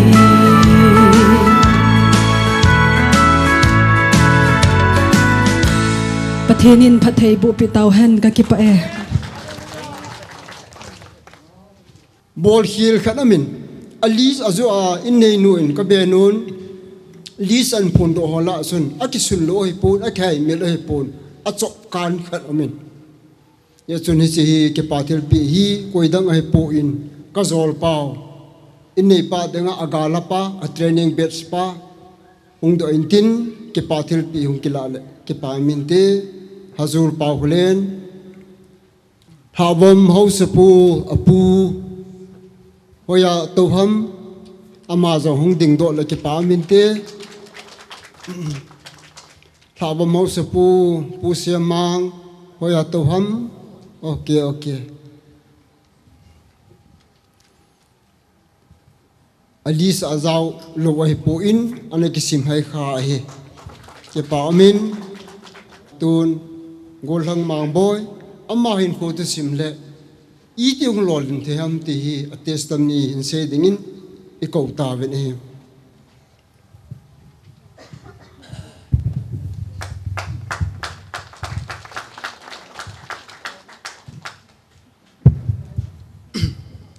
ama sipenin tuni tabang phat phai piwa pathin thangwan na ka hin pi masan thu sei thi mong ka hi loji in ka phone a them khat ka hin ki ji to in hi kan ve ji zia tunia ka phat kan lu ting hi in ama sipenin tuni ni khwa hi lai ka phat ka lol hin na mai cham ei hung hlat piwa pile pu nu le pa ule naw zo si chunga ki pa thu ka hin sei ma sipenin pathin phat thei bun zalin 2023 August 7 June Central Government nuya Controller of Defense Account nuya na to amon kan ki zi do in which is to ningkum 2024 February date 22 ni in Asama Tezpur mona ka joinin hichi ka join kum khat val yu kan to chaya hin hapta masa Saturday jun kahung ki resignin resignation office ka hin pinin thla da oven hichi ba chu ka to atha ka mu pen Delhi langa join pai pai diham ka ti le kanu le ka pa hin khat ve po po in ahong in lang in sung mai cham si mu hi te ati na hi le ke jong phat ki bichin le jong le ka hin ve tu ben ni them cha khat cha di jong leng ka hung kal sung in chilai mun atu ni ni kho chani pui hu ya pathin ka thang va in kanu le ka pa chun ka phone aga ki ho wa chun in sung mai cham neu cha ti le chun ke chun mi som ni som thum po hi diam ka tin a hi wanga ka hung thun le ka ki gu na sang ai lo le ka gyal sanga hoi zo le pha zo le mi tam zo hup thaya in bol pi je vi nong kanu le ka pa chu le in sung ka u le kanau te ho zo si chunga zong ama ho chunga zong ki pa thu kan sei ki tin na hi ka chan chin thu kan yawa pa thu ho hi ke man sei tam sei pong ting kanu le ka pa in sei ho chu tam zo ka hin ngan si ding a hi in hlang pia tu nya hi exam mi ti kong ki gut a ka educational background ho hin hoi lai ku na lekha ka hin simam ti ho chom cha ka hin sei le chi chu ke ma pha ra ka hin man de hi jing in 1998 August that 9 a hin helai tui bung kho khopi venga hun kana pingin hichi zo wachun ka hung chal chalin pathinin tamnai hin pin kanun hin sei banga thina thei man na thei tam ta anom jong le pathini nei pui hoin lekha sim thei dinga ka hungom ma hin Grace Academy a hun nursery kana simin hichi zo kum khat ka hin sim zo hin hichi langa laizon venga ka hung ki chun phat wachun Solbrook School a hin class B a pat class 10 chen ka hin simin kum som lekhat Solbrook School a hin ka hung kain hichi zo wachun 2014 achun class 10 ka hin simin 2015 na high school graduation ka hin la pai pain 2015 na pat 17 chen hi New Lamka St Paul's Institute a science stream in class 11 to 12 ka hin chain hichi zo zo chun bachelor college guiding hi phatin ei holanga ken kan na dei subject a hoi college a hoi kan nei lo a ki nei lo ji chun Silonga nei lo gen thei ta hejong le kanu le ka pa support na zalin kan kal sungin Silonga BSc Botany Honors St Edmunds College a ka hin chain pathinin hat lo hlasam ta hejong leng ei hin puin college a jong top 5 ha na chen in hin pui hlung pe in first division na chi zo zo wa chun in sung ha sa naw jong hin yawa patakin a hin ki he ji chun bachelor chai chai la hin government service niau cha he jong le hin holding ditam ka tin in langa hung do ti ka ki gu le kanu le ka pa hin in sunga cha pachang khat se se nu mei kop nu nga pi ngai ka hi to ei dei sa pi hon wal in master rong bol pai pai na hin ti hon na hi le ke jong kanu le ka pan i dei sa na chu alung tu hon kamul su pi loading kanu pon chi chun se ngai ta in ka ki pat do ki den en hu North Eastern Hill University Shillong a hun master MSc Botany Honors a ka hin simpan pan ka hin simpai pai kit in 2022 July ha chun master degree ka hin chain hichi zo zo chun service hol na lampanga ka phat nei sun sun pitang eti in lang ka hin zonin in ka hung hlun zo zo hin Shillonga pat Shillong kum nga ka in ka hung hlun hin ni se se in hin ka ki cholin ani ni hin na hin ultimate study center ti deham ultimate institute hu ka ga zon pai pai in ipia bula balong ima ki henai pon ida chun foundational course so admission ka ki bolin hichewa pada chun hapta khat zo vela hin class ka hin pan pai pai yoven hichewa chun class ka hin la awa pada chun library ho jong a ongong la ka hung to ji yen lekha chun ni si a coaching class ka pa ni wa pa chun lekha sim hi pon thota in ka hung pangin a hin la abui na chu ke hin ipi ka to ba ipi ka thanuma ipi hi ka ji diham tiong hi ma cha ka na ki het lawa hi in a hi wanga alang hara kapayen ma naw ka yong ka chol be se tan ka sipai panong ka khot be se tan service hi niaw cha he jong le pion ham biham sweeper ham khat jong le mo ji jing in a tien ke jong ita chu bi service som jong le chun an yaw pe ni jong le mo ji a mu chu kila jing di ti kan lung yel khat a hian hi ti chun ka hung ki gong in a hi le kapa hino asai ki zin chilai ta chu 2022 chen masang chen kia chu CGL ho SSC ho hi a pattern na sawen kumni kumthuma na lu ji hin kapa hin kumni kumthumong ka nga ngap ta poi ti jinga hi hin benga ho hi abai duty chu a pattern na syllabus anum diwe ti na hi lawin kumlhung ke hi beng exam hi um hi ji hin benga ho hi ki gung jing in lang clerk ham ipi ham hin hin ji do gu jing in tin ke jong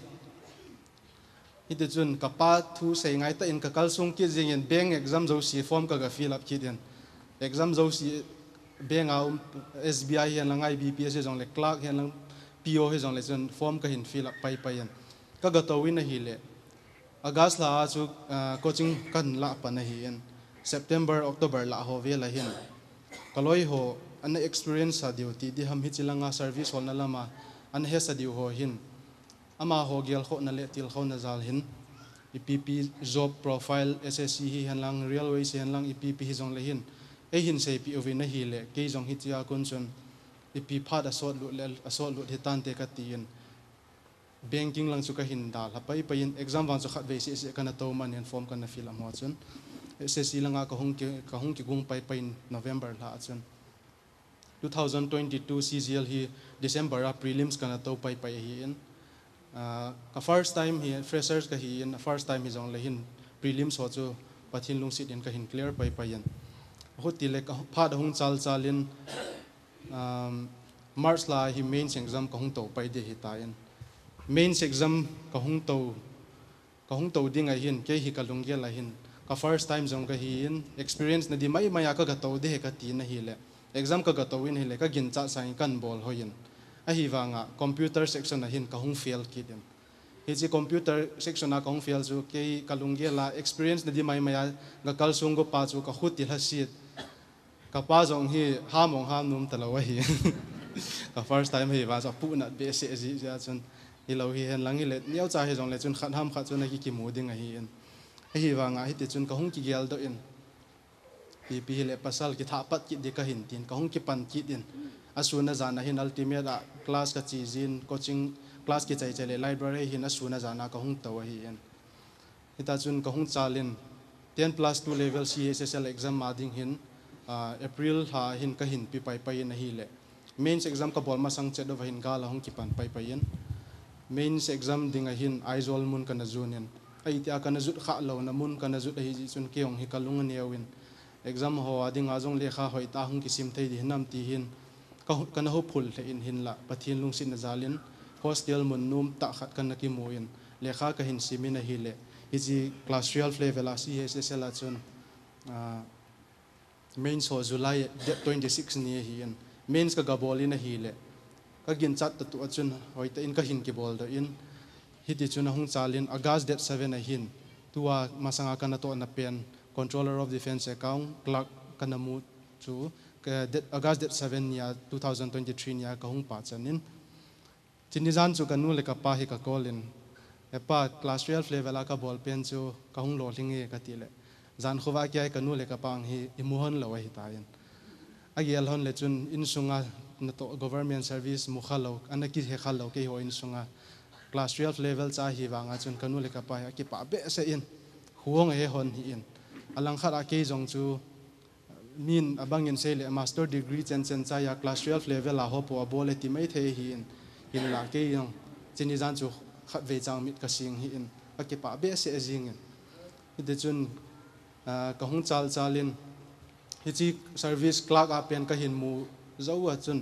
joining ding hi them khat delay hongom pha da chun aizola hin ka hongom pai yen CGL atha pen akum khit a pen 2023 a pen ka hong ki gung pai yen prelim so ka ga bol le pathin lung si jalin ka hin bol to hoi pe jing in main sa dinga ka hong ki good a hin khat ve ka hong dam mo in aizol kom lai hostel a ko ma hen hichi hi bu si ko si tabanga hi en aizola specialist ham doctor khat ka ki vet sa le hin medication lowi pi hi adi lo ham mi piti ham la ka ta pon ka hin kania chai azinga pat a hin side effect ki diham na kan het kha lo be ka luchang ka thagui za usi an na jingen le kha ki ti chu ka pum sim thei ta lo hi en kanu le ka pa ko mala ka sei ngam ji pon lekha kan sim te bola kong to phot phot le hin kaluchang hi kapu zo ji lo ka thajung zo si hi kangong gu ya pat kaluchang ge chan ge hi athisan i ti se dham a pressure hi sang ji ta bangin aumin lekha ki ti jo ke ve thei ta pon in langa kanu ka pan service holding a gam chu mai koi ka ti la hin lekha sim lo di chula kanum ki ji pon inde chun muffler khan hi ka ki cho in zan ni la an kan ne chai chai lekha sim ding kong hi pha len kalu chilai hin ka ki kan ka aji in kalu chang nat ka thu a ol dom na ding a hin kalu chang hi ka kan ji in inde chun ni la pung sa ya pa da hin zan pung ni pung thum chen aka le khowa di di hin lekha gen thei ta in lu chang na thu pumin ka hin sim jin ka hin simin chi zo wa chun mains exam a hung hin a ding hapta ni hapta thum ho hung wa da hin kan na chu hung serious te ke den kanu le ka pa ko ma ka sei na hi le a hi lo ngap le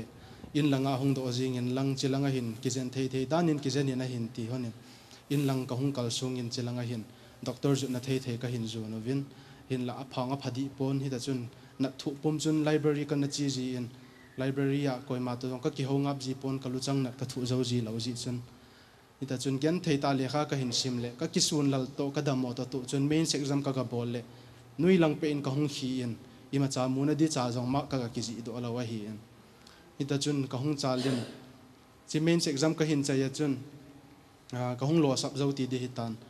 calling letter hi tua masanga kana to na pen a hung December la hung pai pai in iti chun January December a kana kal sungin office ho aka ki report in hin la official ta joining na di chu them khada wa diuna lai ji chun February la hin join panding in kongomin February 22 2024 a chun Tezpur mona local audit office army kana join in hichi ka chi masanga chun hichi report ka ki bol na document verification ka bol na to ka join masang thani tabang ka hin ka department of alin lang amy herson sun ho hi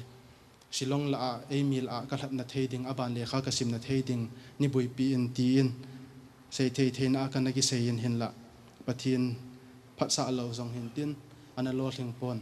government direct office ha pat a order hong su dong zo yin Tezpur mon kana zunin ichiwa jun keong ka chi ko na hin ai lo zong le ka chi dang up de tam in a hin service ki join da jing in tin atha be in ki panjing hen ka ti ji in he loi ho ana lo thing ma sa hon jong na lekha jong na sim pon tho thawin iti sei dam potential ong nei thawin a hi lo ngap le service join da jing in lang aban hoita in ki gung jing in alin zo phazo ki gung jing na tiwin ke jong chika chuka lung aka la in aka le join ding ka le join loading ti kan gial ji in he chewa chun ipp hi jong le ki join phat tan te tin ka hong ki gial la pha chun Tezpur mun kan ka zuni na hile office ka ki report ni ki ka office to na di ka ki report ni hen jingka 9:30 office timing a hi in pungyet ma khaya ka chi hi in ka nga le pung baro ma khai chana la koi ma hung mong ta lo ji hui te chun koi ma hung kai ji lo ngap tam ka ti le hin pung baro ma khai zo a hin them khat khat ya hung lu do ven jiwa pa ra chu kalung thima hi pathin ka thangwa pa na hi tan office sita banga num ka chanding hi kan ki hiat lawa hi en Shillong ham khada biometric system umna strict thada ki pu na timing 9:30 le 9:30 chada ki reporting 4:30 chane le 4:30 chada da la ding ti office ana jun khataleng le kha sim na jong be se tapon te tin kalung thima hin ka hung ki gel do in pathin in abula pada in pui hui dan ken kan ki gel do lo zo hi en ite jun office kan join in a hi le ka wam phat na lu da hin ka office of ading alien pen pa senior accounts officer hi in ama hi nong ka new recruit ati le hin ama nong an experience ama nong an mua ba na ki goda to na to na ho na mu hi ji chun e gel kho in ke hi ka ki phalam ji walin break pen ho jong le phone hi youtube ho po ka ve in pp movie ho po ka ve ji na hi le khat ve hi ka ko ma misao phone na ve sang hin le kha hoi ta in ki semen phat ong na de jong le ken na pinange na to jong khuti lom min midanga sangin na tambol pi pong ati na hile ichewa pat a chun ke ma jong kalungi la hin thanup na a hilo le ki phatlam na chu hongum ta poin hete chun office ho a jong lekha sim ding ka ki pu ji in ama ho hi pung nia pat a pung li lang chen chen pung li ma khai lang chen chen hi lunch break chi ji wa hin ka loi ho he he chi sung si si chu kon hi ka ki kam khum zia ko office hi ke ya dan dana chu office hi ka ki kam khum zia office sung pung ka ni ma khai lunch break ka aloi ho hin ne an ni ain nuin wa chi ka wa hi lekha ka ki pu zo si chu maths ho ka solve in na ka le gs ka simin English ho ka simin hi chi pung ka ni ma khai sung chu office ar sunga hi a hi thei chana ki ya dinga ka phat chum pi theina ding tin lekha sim ka hin sim panin ti chun ka hung chal chalin aban le chom khat ku thlani lathum hi chi ka sar pau to kong ki ka hung ki pol zo hin order hung su pai pai ki den ka sar pau hi monchuma Rajasthan langa transfer ding hung hi in atha hung ding atiovin atha pa hi ti hung ti de o ai lo le strict valdem le kha sim naman phat ai pin adiovem ai lo le na to hi tam ta hectic ta inin bol pi dem ti hi kalunga khampan ki din hiti chun hung ki chalin na hi le ka gin chat khial lam ta in pathin ko ma kana taw na kanu le ka panin na taw pi na ho pathin na hin sangin officer tha hung pa hin ahung hlun na hin exam ki gung koyum na umam office atin ke hin ke ka ki gung e sar ka ti la hin local audit office ka hi ji over chun audit a Tezpur circle a chun ni si ta banga ka chi di wa hi en ei wanga audit routine a chun kamin zo sia cancel in audit ki ho ka chi ji diu nangin office na nanga ding apoimo lekha poimo ahung hlung ai lo let pp ham office na to alo thei lo ho na vet call ji ding lekha na ki sim ji di hetin ta chun thuga an thu hil na hin nei in ta chun ki yong kalung thima hin ka ki pa ma jingin masanga kana lung kham na officer tha hung hen lang hen le ei sugen thei dem ti aji chu office ti ting le hin alin pen in apu jinga hi in alin pen hi ahung phat lawa ahung lung thim sit ham ai lo le ahung eng sit le anui lang ho hi ni ma ki bol thei jing lawa hi in ide chun pathin lung sit na zalin ka sar pau officer phata khat e hin sol pi event ide chun lekha ke hi office am kol tema ya lekha ki pu aga sim ji di ka za cha ji hi in chi ji hin ka chi do kun le hin ka laptop a pat ka phone a hin ni khat aga sim zo di kham note si bo na pdf a ka thot lu ji a ita hi phone a hi ka sim jing ji hin office a hi ta chu ka hung ki chalin office na to o jong pathin lung si zalin relax di win hin bol pi win lekha ka hin simen 2024 ning kuma hin CGL prelims form ka hin fill up in a hi le prelims hi September la hong hiding a hi in September la hong hiding pha la hin lekha hoi in April hal apat achun office ka tha joina in le lo in mun ren kom na di ho ka hin ki su tu ma zo si ka hin si su tu zo April hal a hin lekha sim hoi ta in ko hong ki pan ki den chi va hin o main office go hoti langa hin order khat hong su ki den July to August song hi new recruit si training na chi di wa hi amuna nam den di wa hin tiu ve na hi le ke kalung hong neo pai ki in milung neo ki ji in akilung neo pai ji in kanu hi ka kolin enu September a exam di ka hi in July to August song training alu tha si training bol tiu ve ka ti la hin kanu hin a ho ti le prelim jong su na pass tu ta lo pi su la hin ti pa in ke jong kalung thima hin ahung ki pa zo na dem ka tin kalung kham pan ki den ei wa hin training ka kal sung in ho ti mun ka training na diu ka lunin na hi le first day training of first day ni hin kalut ka galut ya hi le class zo si jing ka pung ku ma khaya pat pung li ma khai chen hi kol pau nge na ki hi la hi en che phat a chuna first day nya tai kol pau ki za phat a chun ke nong kalung thima a kol pau ki he lo to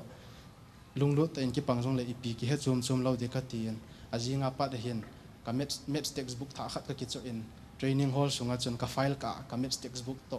dista paper them khat to pen to ta chun gu thimin ka ki pu lu jin a last line a ka ga to jin suni lum ke ya officer hon class ila pi le ila pi event ke ya nung langa last line a chun maths khut to ka bui khop se ji en ni khat la hin ka training class upung ku ma khai pat pung li ma khai ka hi maths question hi zanga thing di ka ki khut to ji hi en training sung su ke dinga phat chom dan chu loi ho ka ki su hom pi kol ti di main lane india ho hin nang pa general category in hami ti jiwen ka hi poi st ka he ka ti le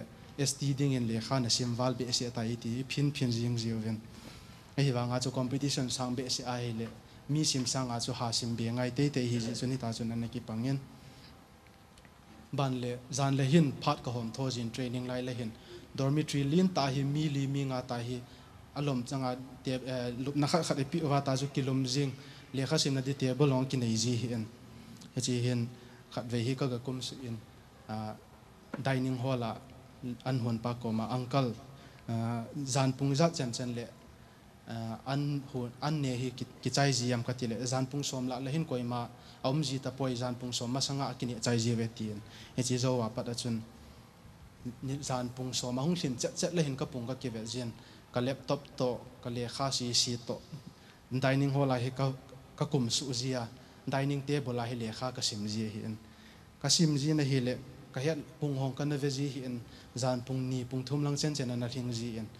imut phat anaki pel ji phat achun ka hung ki gel do phat len ka hung kal to jin dormitory a ka hung imojin ajin ka le pung ku ma khai training class din ka del ki ji in da chun ni si a hi training lai chu ke ya dinga le kha tam ta ka ki het do na le ina nuk ta ka sim banga ka ki sim do theina mun a hung pangin na hi le mu ima cha bui lo hilin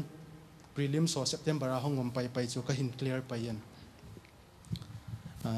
prelim so ka hin clear chai hin mains exam December a ding a hin ka hong ki gung pai yan na hi le December a exam mains exam hongom maintain ti zo zo le Christmas ma sanga hong ki chai le in lang mains exam chai le ki chi pai te ti hi kana lung gel hi in hin la buina neu cha ji in mains exam hi 2 kum January hading chun a hin chung ki to win a hin postpone of na hi le December hong hi hin le kha si ba hong ha pan tan ke hi saina jong ka nei in ipp na neu cha hi jong le tam ta ka nei khom ji a hin phal bilaya zana so ta le kha sim hi ki ading ka gen thei ji in a hi wanga chun December lai Christmas season to hi le ilung health to in langing ai to ta chun le kha sim chu ha ma man hen la gen thei ta in ta chun thei top su na hung ki pangin December la jong chun le kha hung ki sim to pe in to asia phat na la ka sei di Halloween December 25 ni Christmas ni jong hi ke hotes pur langa chu ima kiloi khomna KWST mangom lo mi thom chakhat ei mi ki umji chen ki khomna ti honga na ki nei pon that 25 December Christmas ni jong hin ka tho in ka nu te si ka kol ka nu ka pa ka uti ho ka kol in wis ka bolin chi zo chun taw na ka ki manin le kha ka sim pai ke in December ni hin ka nu pungku ma khai vela ka kol le ipina bolam nu ka ti le hawin kaya ka chi go e nang ipina bolam ati ken le kha ka sim ka ti le nawal be se Christmas ni na sana le kha na se mati in hawin kai na ho hi le chun ka ki khop the hin la le hawin kai na lo thowa hi le ina mo sanga le kha be ka kisima hi le ki adinga phachum he ka ti in 25 ni ong chon le kha su ni hlum ke ta ban ka kisime ni la a hin amun loi ho kom ni le gang ho kom ka ka va in de chun le kha ka hin sim zom men 31st December ni hin office wa jong party building ipp ne khom nei ding ti hi mi tam ta ki gong hin ke hi ka ke le in ipp ka buina ding za chom me ka ti in ka hong ki sei buin ka hongin ka umin ina hin 31st December ni long su ni loma le kha kan ka kisim ki jing hin 31st December a jong koi party koi fair koi kum lui hla na ti hoi ma jang ilungaum theilo hin ima sanga exam mains exam to di bos ilung thim se au ma hi jing 31st December a hin ong le kha ka simin zan pung baro hong hi hin ka ruma pat ka pot din ka loi pang ruma pat hong pot din ka kichi bai hon la ki chai hi jing 31st ni zan ong so new year ong so ta chu le kha sima ki continue pai zan na ta chu hung ki chal pai hi in pathin long sin azalin hung ki ni hu hong hung chalin January 20 ni chun mains exam silonga ka ga bolin hi le ke hi exam pressure hi ka handle thei pon aji chu 2023 22 la hong ki gong pa na hi le gal ho to pp hongom le exam center ho su sa am lo to exam ong hi hoi ta ki pi man lo hi ji chun exam center sung hi pressure handle li dan hi experience aki nei mo be se in pressure hong them khat hongom le nervous thim le i khot aki thin le ima ki bol thei ji lo hi ta yan abai pe na in head ho jong ki hai ji in ichi exam ka bolding ni jo hi ka ki sung lal ma jing in ka lu na hi nong toilet hi mat le mat lawa ka thlai lut mat che da hin ka jun su to ke su ta ju ka nervous be se in exam hong ki pani na hi le exam hi exam ahung ki pantai ti ahung ki countdown ahung ki pat ahin first 1-2 minutes hi kisung lal ta in kan bolin a hiwanga kalung thima chun minute ni ka kisu mol pho wa hele kum khat ka nga ki di ka tin kalung thima hin ka kichinen chi ji a chun hi chi first minute ni sung chu hoi ta confident a su tante hoi ta in bolin ti a kalung thima ke le ke kitil khaw na hele match question khat le ni kan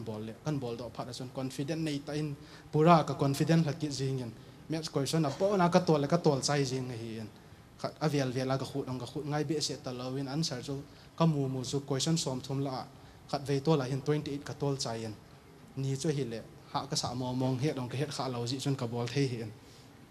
bana section reasoning ho ka hung chal ki in english ka hung chal in gs ka hung chal in a hi le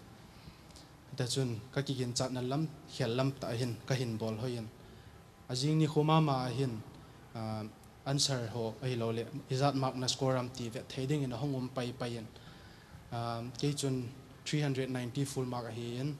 280 be kimunan te 280 la azong chu st category ading a hoi loi st ti le chun ei ho lang ei mi dinga cha hoi loi he ka ti 280 285 for be ki mo zo zong le phai tai ka tin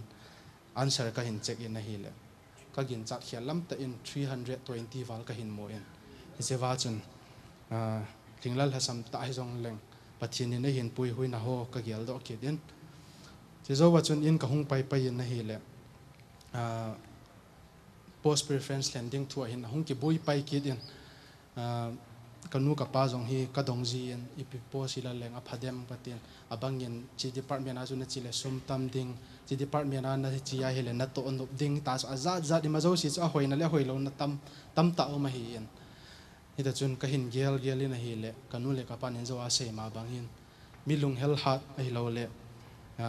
milung niaw zong a ki hi in lung hel zong a ki hi in ichi ji a hin khonong chen ge ya ki chun le lawa num ta mun khata theina ding ha le bai le mun khata settle theina ding tin ichi wa service aso cssa hi ka hin ke hlena hi in pathin in nong kalung tup a he in e hin pui huin tu ni chen nang ho ma ya ka hin din theina ma zo si nang ho za la hi in zong le lekha ka hin sim sunga hin damona za chum nyau cha hi zong le pp hi zong le tam ta ki nei jin linglal hasam ta in exam ho anaki kal sung ji in langa kanu ka pa ka u ka naw pi le pu te ho hi in zong le kanu ki loi khom na sipai ji te taw khom na ho hi in zong le ka loi ka pai tam ta ka lol hin di te sa na za la taw na le thuwa zong le til kho na in ne ya mi tam ta ho za la hi hong lol hing the ka hi in tu ni chen nang ho ma ya ka hong din the nai ma zo si ke se hi pon nang ho zal zo si ji hi ji nang ho chu a ki pa thu ka hin sei in zong le service hall tua ka mu masanga kana to luina tespura ka sunga akiman cha da nu neu khat hin sei leng ren a hin mi thum department ki bang chi ka loi mi ni to hin ka khomovin ka bonova bets khat ka hiovin loi le pai phanta ka na hiovin wang phatom ta in mun khata tespura ka chu khom khawin ren in lin diu khat ka kila oven private room khat chi le kha sim ding na ki hi ji chun khat le kha sim na ding in lin ta khat kan na kila oven chi hi ke ho ka sung wa hin jingka zong le an hun di ti le hin jingka an hun na pungka ni an piham dal me cha ki hun di zong le hin an hun khalo ki wa hin pias to garlic ki ki he na ka pungka ni hi chal do je hi en chika se jong su phat pa mai ka sa ji wa loven kum lung ki ani kum su jing ka an ka ngol lo hi jing ka an hi ka ngol wa sun le chai don le pha hi jing e ki thi pon te ka ti jing o hi en zan le hin dal cha he jong le hin kung thum kung li ka ne jiwa wa a jing ni la chan gi ai ka ki ne do ji wa hi en mi ta su jing ka an hu na phat pung ka ani ka man sa nga chu an ngola le kha ki sim chu ka da thei zo wa hi en ta chun khat le khat dong ka hum kitil khau tu vin aka kum jong le dam mo ve si nan yau cha ho akyum khom na loi le pai hi na jong a ji in ka ki bui pi tu ziu ven ite chun ki ho khat le khat kaung ki support tu ven a hi le khulanga kanom khom pi ka loi te ni za la jong ama ni za la jong he chilai mun na nang ho ma ya hi ka hung din the hi jin ma ni chong ki pa thu ka hin sei ki din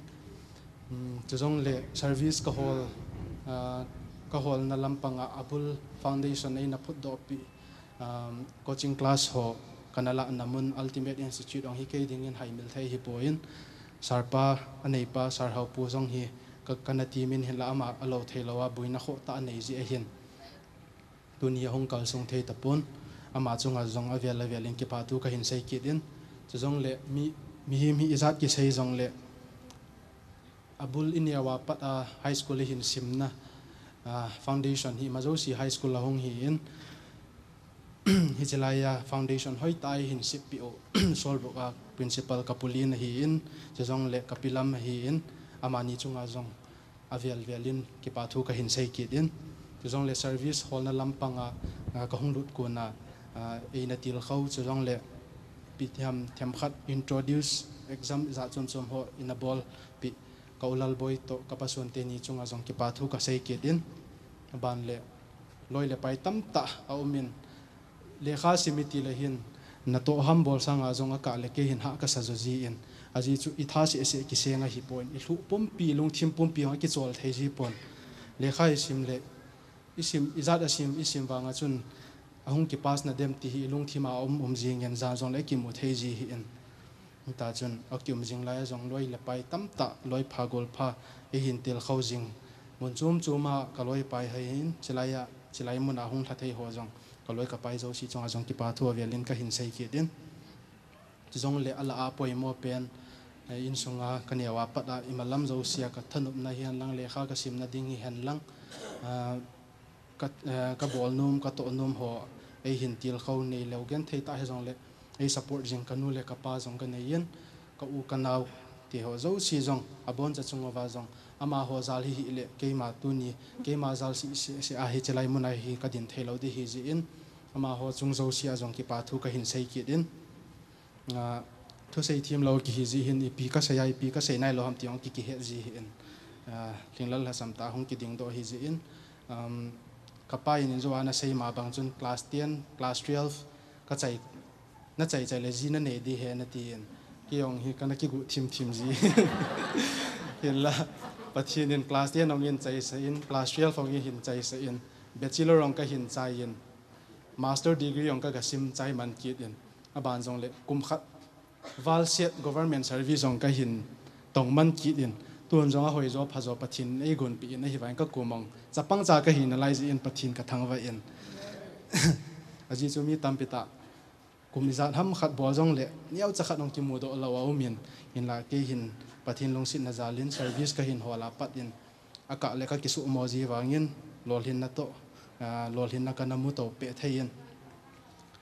ka hai thei in niau diu la ya phaya ka pa to ka chi ji le hin manipur secretariat ho vel ko ma ka chi ji han pha len ka pa hin na to li nong i ma ji ngai hong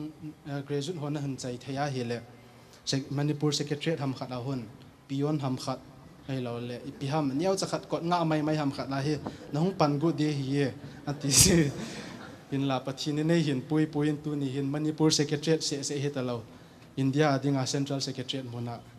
so officer reng khat ka ka pan thei ji inong pathina velin ka thangwa ki din sei hil sei wal tam ta dinga hin sei hingla longom de hin ka sei banga thu sei thim lo ki hi ji in tuni ni khunang homaya molta ka hin sei na chom cha he jong le ala da nei na thim pi oven lang ma ba na service to wednesday le hin aizol ka zut le thursday le delhi ka zut le friday ni le joining ka bol pai de hi ta yin ni chilai hin ka to ka thamna na loi pha gol pha ko le vai la ngena hung ki hadi hi ta ji in loi pha gol pha ka nei na ding ka to khom pi phata ka nei na ding inong tauna nei gel do jing ovin lang jong le ma ba na gu lang ki hin la yin no mei pha jong le ji pha ho ka nei thina ding no na tauna wa nei gel do pi jing ovin ti chu nang ho ma ya tunia chom cha he jong le ka hin sei do thei hin tin sei hil sei walom le pathin ni ki ngai da mo hi tin ka sei kha chi sun chi chen chu hi tan tin ka pha chai na ding in bible chang mun khat hin sim do inge Habakuk bung thum chang som le sagi som le get thei chang phung pa hi hen lang leng pi guya zong aga po hi zong le olive thinga lowin jing zong le lo ma dung zo si emacha ga do lova ge ya zong kel ngui hung sunga ku na kel ngui ki sugam hi hen bongkul sunga zong bong be hil jing zong le ke wang pakaya ki pa jinging ting ei hu hing pa pathina ka ki pa ding a hi pathina thu pathai bu tan tin hi chen chu ke pha he tan te ingai nom pe no inangai la tawin mang boy holim bana ke ma tan jong hab be nom kanein ahin la tunin seida ma jing kating polama to khu ni san an khota je khun ki phalam am ta en idam la wa le kumni kum thum zo le mawlop na kin gun khat phal bilam dewa na go ngo hitin ese phat la chun lung na cham sen holim tang kating tunin wang seida tang kating ahin la tu ne a holim na ka phat chom bi khat chu hisilaya alim han ta do to po wap khat jaw so en hona phat su mang sanga en ngola le khasim kasi pi zoi ti wangi whatsapp ma kan viral sa de hesi tu chi tu lai khang dong ho ki tin khong ni denga kaman cha nom za kan sei do thu hi e chun ke pa pim le jingin ni tabanga tup gin ne ja ki gim bon na hin khon manga khang dong hin khu a official lin ta india dengang secretariat muna ka to thei chapa pathinin ei dop sang pi je win e pau pathin chu thangwa nam ipita be hing program khat ga siam lam dang hitin alo thelo din mon e nangai themo win lang program dong ju ya hin SPU how many people union ding hin ahin la in nei pa ka be pa aloi ho hi battaliona BSM 2 zo movin chule duty boarding zo movin alo theilowa battalion lama le hunu ngai je chun phat an thum tawen yesun in nei pa agala ho a training batch ho phat ne pete di wite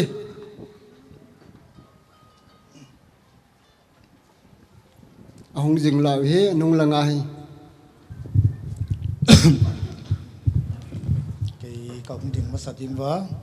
ya mang boy lo chin na ki pa pi na program a ko apa to pi te aloi le pai ten til lian pi hi ka bol do si dingwai zong le kat de isa na ka ki pa pi naw et sa na dingin til deu sa khat ka bol ut wa tunin hi hi thei le ka bon wa ki su kim ka ut vai zong le boy na tuam jiain mun tuam ma um ki jen kong kim thei si wa hi zong le ni thum le level su kong ki su thu da thei wa zo chang in ga la teng om thei teng nom nom mun cha da hong din hiao lan loi te alem chang pen in bel chung to yon lan ya gala zong hi service lama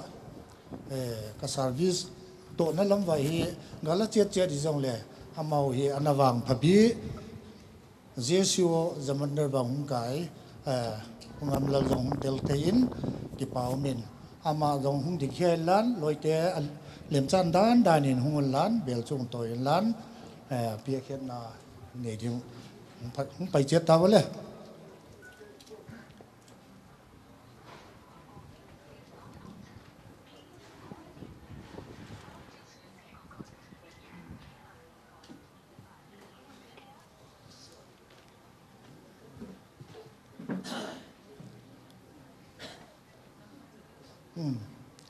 service lama hi na dola zolpa jong ding in chen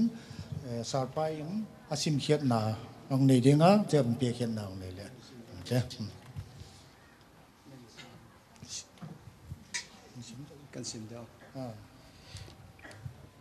presented to Mr. Ngamgong Mang Misal,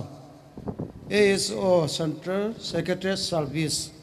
presented by 1987 Batch Manipur Rifle. ki pa me pe khiat na ong nei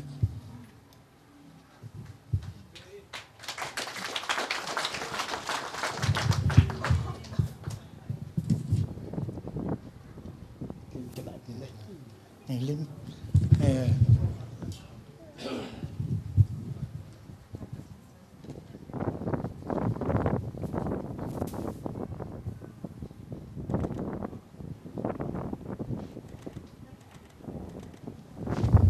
bảo vệ hi tân giang có vấn tôn nào tán thế phát mong thiêm ta hình mong in này pa agar lo hosong ki pa thu isijin alo thailo khat kita in này pa na MLA Paulin dal gal hon a VIP pau MLA pu hindal ha hung hei zewin ama ho phan ale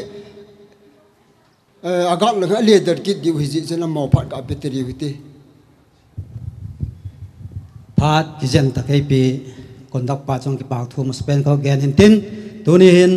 hazur kam kholien he ke hoa dinga ka commander pa wa ya naw hung lo ting hi ti ong gen a pat khan mai cham sim ding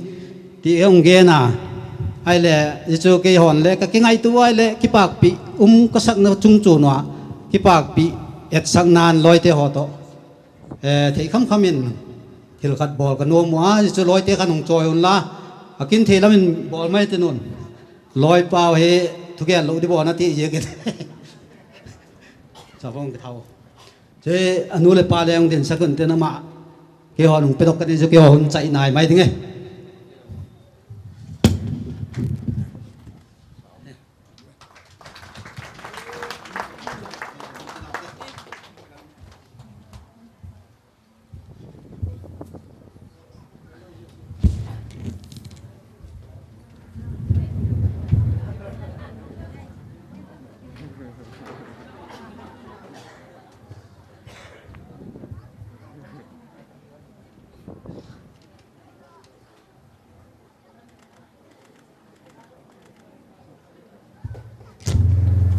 Kami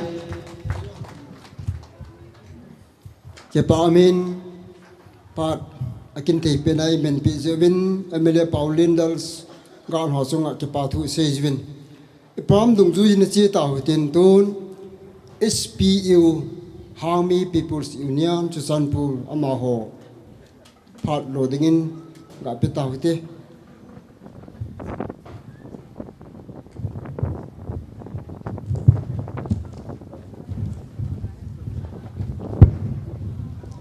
Puson zangam lai gilga ani channa pa kam hulen le nul hingwa gopi pathenin gopi chapa changkhat son zangam ngam go mang tuni ni khoa lol hinga angu ma mai cham sim na holim thea kam jin masan dam ne ap wa hat chung nung pa pathin ka thang pa ne he tuni hin thu tampi seiding kani ai wangin pha ni ka vet na ka hele akino ta in ito dan ka vet le ichim thim ta wi thu yang tam se ta pung ka ting kuki society sunga hin aba chani ki khai hawi hichi bang chun ki ho zong hami phungpi union ti hin ani ki min vo in chorachan pura hin lam kai lang ani ki tu kha na hele to chunga I chapao hitabang lol hin na hin ni hi kabat vena ka hele vo jang nat ta khat nin ka gel to in azawin ka chapan a ho lim na ho chu kaga angaya ka hi amani pacha jinei dinga akino no la ka he atam zo hin cha te jinei kha kha te ta kya to ki tu zo lo wa jinei loi igel na ki hung zo lo wa isum sen idang ka sen ilung tim sen lo si mo si achi hi 100 la 90% ki mei thi ke lam kai na hi cho ka gela ka hele tunin ka chapa in na ho lim na hi na pu in nang pen la ko na min ngai ta na ni ki sa hi min mang boy tin di ne min na ko jong le ke man kan ko ngam boy ipijin nam tele min ki sa jong hi ipute pate hin deil han cha ti a hi mina pu mina ki ko te hi ji wa na min jong ngai ka san tu nya na lo hin ho zo si jong hi nang ma in sung se se hi pon na phung sung le kuki society a yong khunung chan ge ya lo hin nang nei ding hi ka kinap na len pe na hi ya kan pu ne so pite ho hi ji chun in sunga na nu le na pa in gen the ha sa ta na ni kho kha hona chapa chang khat nei na chung cho na pha cham khat ke na pa jong hi chi na thep na ka nei lo wangin misitri na ka ne tongin marwenga kum somlang kan umin ka fencing dunga ka thilgu dinga hung ki gong do chapang ija kan je ma chapa chang khat ka je atama tami amin ki sei do hanang le tua hai za cha nu ta o tui bung ve la mingen be a hi cho loi din mun chon an khat la chun tu ni hin hi chila hin ke yang ho lim pong ka ting ka ma yong pa lu nanu la na pa yong la se na mui se na hin pu aman hi che ya chu tu ni ya na thil pon na to ho hi ho ya hung kon ham mi hingin ho iza phot na he lor hin na ki ne ti hi chen ta kam thing pathen ho hin tang song pathen ho hi ta ta ipi ho bung hi ta ta mi hingin ho khat cho a hin za a hele lor hin na ni hi ti hi ki chi ta tu ne ka chapa chunga he ka phun do nom he so pite ho kyo in sung se se adinga hi pon ipung sung se se wa dinga hi pon center service hi ajit gen the jaga ha sa nang banga nei lo pum puma hung vai kon ho yo se jong hi tu le khununga nangin zong hi sanga ho yo le phojo a nam pi a ding le na in sung le na phung sunga dinga na nan to ding ka kinep na lien pe na hi ya tu na hung ding ke he hi che ye chon na ho lim na ho ka va na ka la zowin conductor pu na se hi na mawin provap tampi o min hi cho yo se chu hoi tan hin se ding hi taleng ma ba na hung ho lim ni ho yo se jo hi mu da ka chan kha ding hi ye chun tam se ta pong ka ting I in sungule e phung sungule alo le ku ki society a ding in vet ton the khan hung hin nang namin hi ngam go mang ki ti pa hi na to na tham na yo sha hin ngam zo ke na go phata cha hin ki khol na hung mang kil kul tan ti a chai na pa ke ma thung lam kai khat hi na ka se he se khil se walam le pa pathen ei ngai da mohan lang e se kha chang khat sun pathen ei phathe bo pi han lang pi zo ding ma ka nei po win tu ni hin hpu te hin hizong le in sung ki ngai lut na le ki hom thona zalin na pa zong hi hang mi in sung ki loi khom na adinga treasurer ki manga hi jin in sung condition he so ke han ga lai to la hi yong le nei kham khama kan so yu hi ki pa ta nei san pi wa khunung te yong le ka in sung mi te ei sumil po we ti ne ki het jing the na dinga pol ha khat sa yong le kan pi nom win hi chi chu secretary pa le lam kai ho hung winang chu kit le ke yo hi tu nya hi chirai program a hung ning ke ma personal ra thil khat be ki piding han ti hi kan ki gongi a hin la kan ku te hi jing kal mata chun tuining lo hun lo khat kan nei win ka lo hui a boi chi min gang ta ke hi chi ding ke hi la ya ka chapa lo hin na ka ki man sa lo wa ka le mi pa ka hin lo de ka ti le jing kal ka thoma sang e na da la ne le ka beng nu ni jam mang ta hi chun ka ki vet ve na ka hi le ka sa kha wa hin ka pers a hin is a segi en ka hisab ka le pathin number dam ti bo hi ke ma ki lung gel da ne ka ki gela ka le bible ayong sa chu lem mi hingin ani ego ya din to yong le mi thai nun sum san khat na to ku agi ne ki za zoi ati ma bunga na pa ke ma tha samin nang sei them hi jong le dunia hai personal ke ma hi na mo mo nga dang ka zanga cha hi yong le hi chi hi ka chapa na lo hin na kan pi nom ni hin atamal homin ve po te ngai lut na za lai ve de jani wa ka ki le phal le petrol liter ka ki thun na ri tan hi chan chi tan te so pi te ho Sikil se mal ki ngai da mu te ve loi te ni chung honin lang pon hin silpi honin lang alhin na dinga kapa to na ka jo mon ngai cho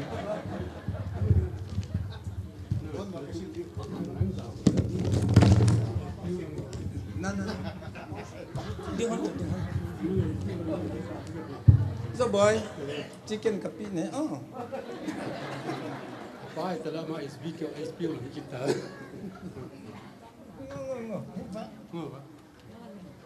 Yang ye he chan chu tan te oh.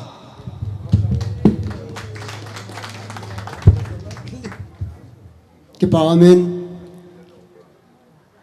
hang mi in sung lam kai pun se nom tam ta ne jong la som the pe na se pe jun chung kipa thu se vin aba na hin se de hon het gel do diwa ka dei sa khat chu hoi lai ma jong la ho bung pu bung hi ho in som ni lang kyum hita in ba lang kyum hita in da li ni dan da li lang le ke kho pa jong ring ding hita ye chu pa ni limited time man di wi de ka sa in ise nom ho zo se la ta lo ding in a jesu ho bung lam kai ho jong hilai muna hi ja dam khat to hi ve ti su gel do ko min tu na ba na hikta how mi in sung kiloi khom tui bung area ho phat achom thei lam pena mang din iko ta ve hello phat chu la da thei tan hi jong le program a anyum ta jla te te ngai hi ta in ai cho HP u za wa hi tan hi jong le chỉ tùy bộ area cả hết nu là ba te hạ sẽ gần thế ai lo vai là thì đi mà ni à hi quay chú quay ham tí cái hết tu lo vai là form sai là cả vin chát về vào bề thì à hi cái form mà hi in cái hòn rong cái bà vật sa là in thil pin này họ cái này no movin chỉ là ngà trayer pu hi in chỉ là chairman pu hi chỉ là in này đang à mi upa kapasa nem nang nhiều hong nangจะเป่ามาบอยอามาติงินปูนสิลขัดโตเมเมนโตอิจิฮีหินเปียวิงกัดินเกี่ยวกับพาใจนาหงไปติงหินทุยองตามเสตลอดที่ไกลเวเมเมนโตเบียจินสิมหานี่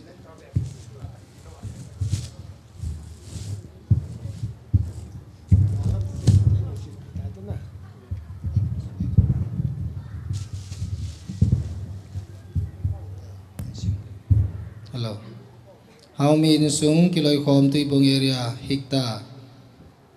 anoi hen sung pi lam ka memento athange golhang ngam go mang misau how mi to mon assistant section officer center secretary service ministry of finance government of india chung mang pathin za la thit tui don ne hi chi tui don ne hi chun le zo umi ngai cheng in nawangin kamai anun kipazalin mangmo hi chi memento hi kain pv mabana jong ichung pathirin mapui jenghan lang gopi hui kai bangin hungjam jingtan mangboy chichu memento ki thuki suna hi in sd palam sat misau chairman hikta sd pasai khungam lupo secretary hikta 4th May 2025 chichu punin silpi ma saveng katin na ban le memento kan piu la kyo phat chai nai dai ta chin pi hon e panang lim khat ve yong in ka bol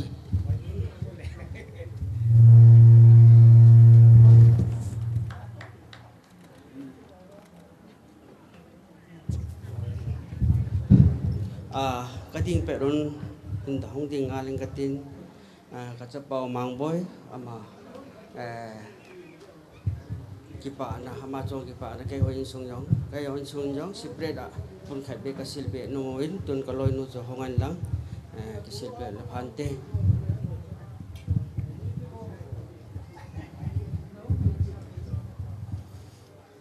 abana how mi sanute ho ami sanute ho hong ding do pa jevin lang la pha long kilo tabo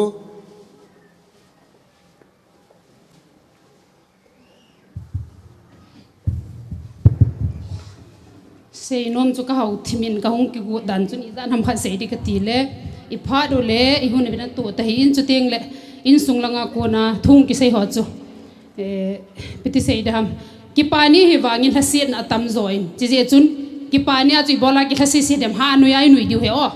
zanu te hin tu ni kho hin ki pau min ke ho lam ka area sunga hang mi chanu te ke loi khom ho hin society neu cha he jong la ka chi pi win chi chu hiti ta banga kanung sang lang wa ki pa na hita ta dan hita ta ihung ki gel do wa hi lo le ka kul le poi mo ba man thei dinga kanom na ho wa hin a hi de kham khamin hiti chun chanu te hin in pute in sunga nung sanga sur lai sia pi ka ki choi ji win chu ting le e ho ipon man lu pe no sai pi khu pha chu sil pe na ka hin nei jiu chi chu chanu ten ka to go na hi ji chun tu ni kho hin obi hoin mai langa hum ho chu chairman ho lai chu hung lut win lang chu ti le member kha le ni ho tung lut win lang thu tam pyong sei talovin chu chin sil la pe win ka ting ke hoi tu ni a hila to jong tam po win ka ting hilang ki chen lang area ho ka hilanga ho ka boi de no hita je hin kha le ni hum ho chung win lang sil pe ti ve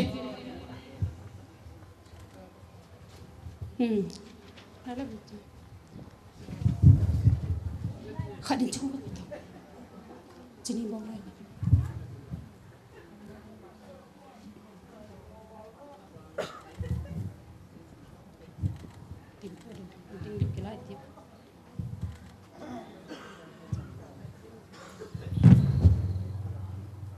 tu ni a chanu te ho nin sunga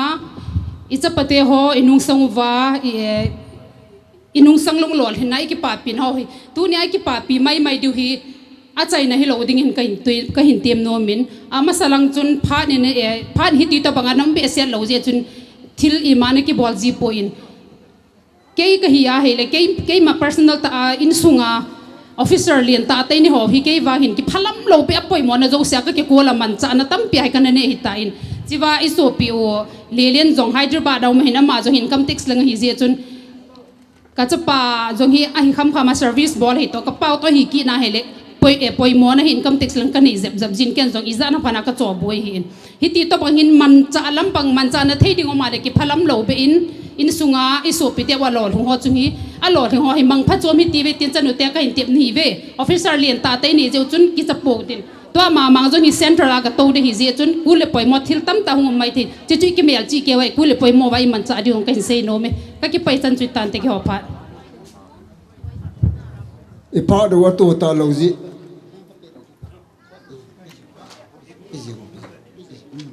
ipa no win a to ta lo ji hin pon silpi ding ho jong silpi se alianga bat pi jeng ovitin tilpi ding ni ho se sin hilanga phat hin thum ho ake ko pi jing lajin pi jing the hin tin aliang ban sun bat pi tho jeng ovitin tu na bana hobung te phat da peute tuibong ise hobung te phat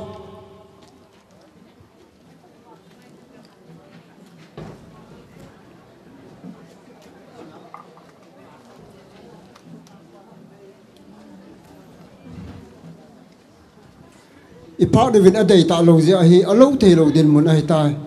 ya chu ki gel thiam bu hitin he ji ya chu ikipet ki lo ma kan se hi ta en alo thei lo din mun hi ji chun tu hin ho bung lam kai ho phat da pe hite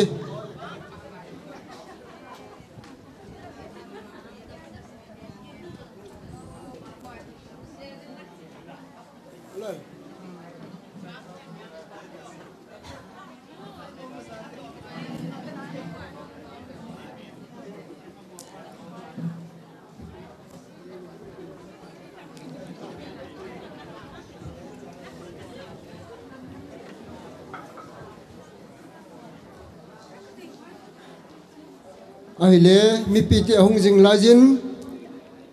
in nei nu tao khom pi se pai ji te ho phat chom cha ga pe te pi pi no muham mo phat ga pe te ki pa me pathianin tu ni a hi tabang hun man pha e pui tu ipa pathian a hi zen ama sapenin pathian thangba nei pe ve pathian lo pi na he na hi tabanga thil pha bol theina phat pha e pe o hi pathian a hi e ti tu ni en zong ka ka sei do no min tu ni en pathian ko ma hin sipai ji tui bong area sipai ji te hi kana tau jiwin chatia dingin pasala dingin na satan kana tau win ka tau na ho zalin tu ni in mamang jong ane wa panin pathian na hin pujin pathian na hin kolin tu ni thil pha bol thei dinga ama jala ka tau na zaluwa hi tabanga hi thil pha ka bol thei ding jewin ama zalin pathian ka thang wa in pathian lo pi na chang han lang ma ba na jong pathian in ama pui han lang chi sanga hoi jo sem le pha jo sema ama pui ding in jong ka hung tau na khan hin tin ke wa hi lim jong ka kila pi no mu ve na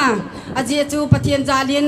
kum swam ni tabang hi sipai ji te kana tau ko movin hi tabanga ka tau na zaluwa pathinin chapa official ap ho zalin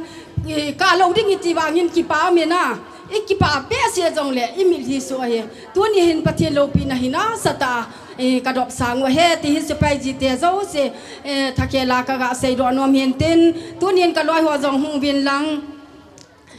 chang chang chu na sipai ji tau ko mo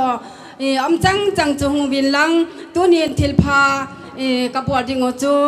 ya dinga pon thu pi ben hi chi kan silpia ding kan silpia jo pha du le lim ka hung kila di hin tin ma ba na jong pathin in ama pui han lang chi sanga hoi jo sem pha jo sem in ji hoi ji pha jong peta han ti hi an mu te taw na he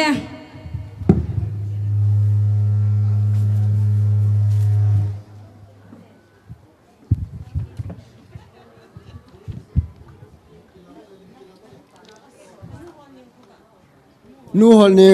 neng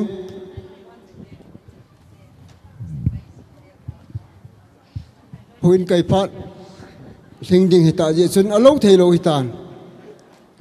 ya chu akin thei lam pina phat ni mandi hu majin tin abana nu te committee ho achom thei lam pina phat mong dingin eko tawe phat ma sapenin mang boy lol hin na hin pe pa pathian ka hin thang wa tunin pha zong ki no ta ze in anu to khompi committee member ho se sen jong thilpha ka hin bol no movin committee ho hin hitabang kin kipa na kin gon ho umzi ting le fan tong khalovin ke ho akonin zakhat zani kaga choi khom jiwin hi cha hi tunia hi thilpha ka hin bol deu hin tin committee member ho zo se se sun hung vin lang lim jong ki law hi tin tuni hin anu le pa taw na zal hi zin anu le apa in nom ta na lup na ding bed spread khat ka hin pe diu chule chapa mang bo hin anei thei ding thil hi ka dei wa hi in hi chi hi lam ka dei bango ka mu lo zevin thil dang hi lo nek tai hoi ta khat anei ki cho a hi chu office munazong anaman zi dinga pakai mina ka hin ti bo hin tin mang boy envelope khat hin pe wing ting nek tai hoi ta khat ki cho na dingin anu le pa hung ding do hanin lang anu le pa chu bed spread khat hin pe wing ting hi chu ki hon thilpha ka hin bol thei sunu hin tin lim hung ki laving e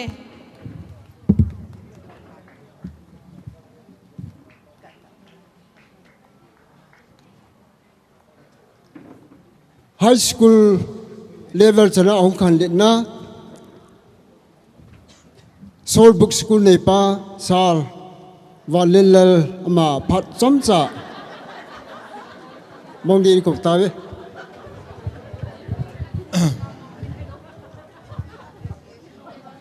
Mambo in kin nei ding ko na in sunga ko na kamua pa na tu sei ding hit kan na ki yela ama tu sim hi anewa panan sin akhi ja hi tam ta sei ding aumin jong le ka chapa thon ki ngai ta hi honin tun ka chapa jong hi gampa ma tu ai phd bol hi jin hong le thei pon asteta so chun zo le mang bon le zat aja pa na ngai nom ding hong tam ta sei na thil tam ta sei nom ka ne hin in sung to ka thu hin lang mang boy se let dan hi yong le sei da tang ka te tu hin thu ki sei le koi ma vet nom ki chan ta lo di jin kanu boy gun na hong to ala pun kha in silpi hon jing ka tin pute he khat hin lolin cha khat jong kan choi hin chi tuita na ne du hin tin tun pun khat in silpi en pi to okay sal van le le sei nom tam pi nei ding kha ging cha in ai la phat ka dai ta lo ja hi achom thelam pen an man hi mai jin tin abana ding hi niam nei lam hi api tam nu song nu phal nu ki ti hi ho hi okay apa e huti le pogan aban an sal la jing huitin hisi to din mun hi ki chai chaya hele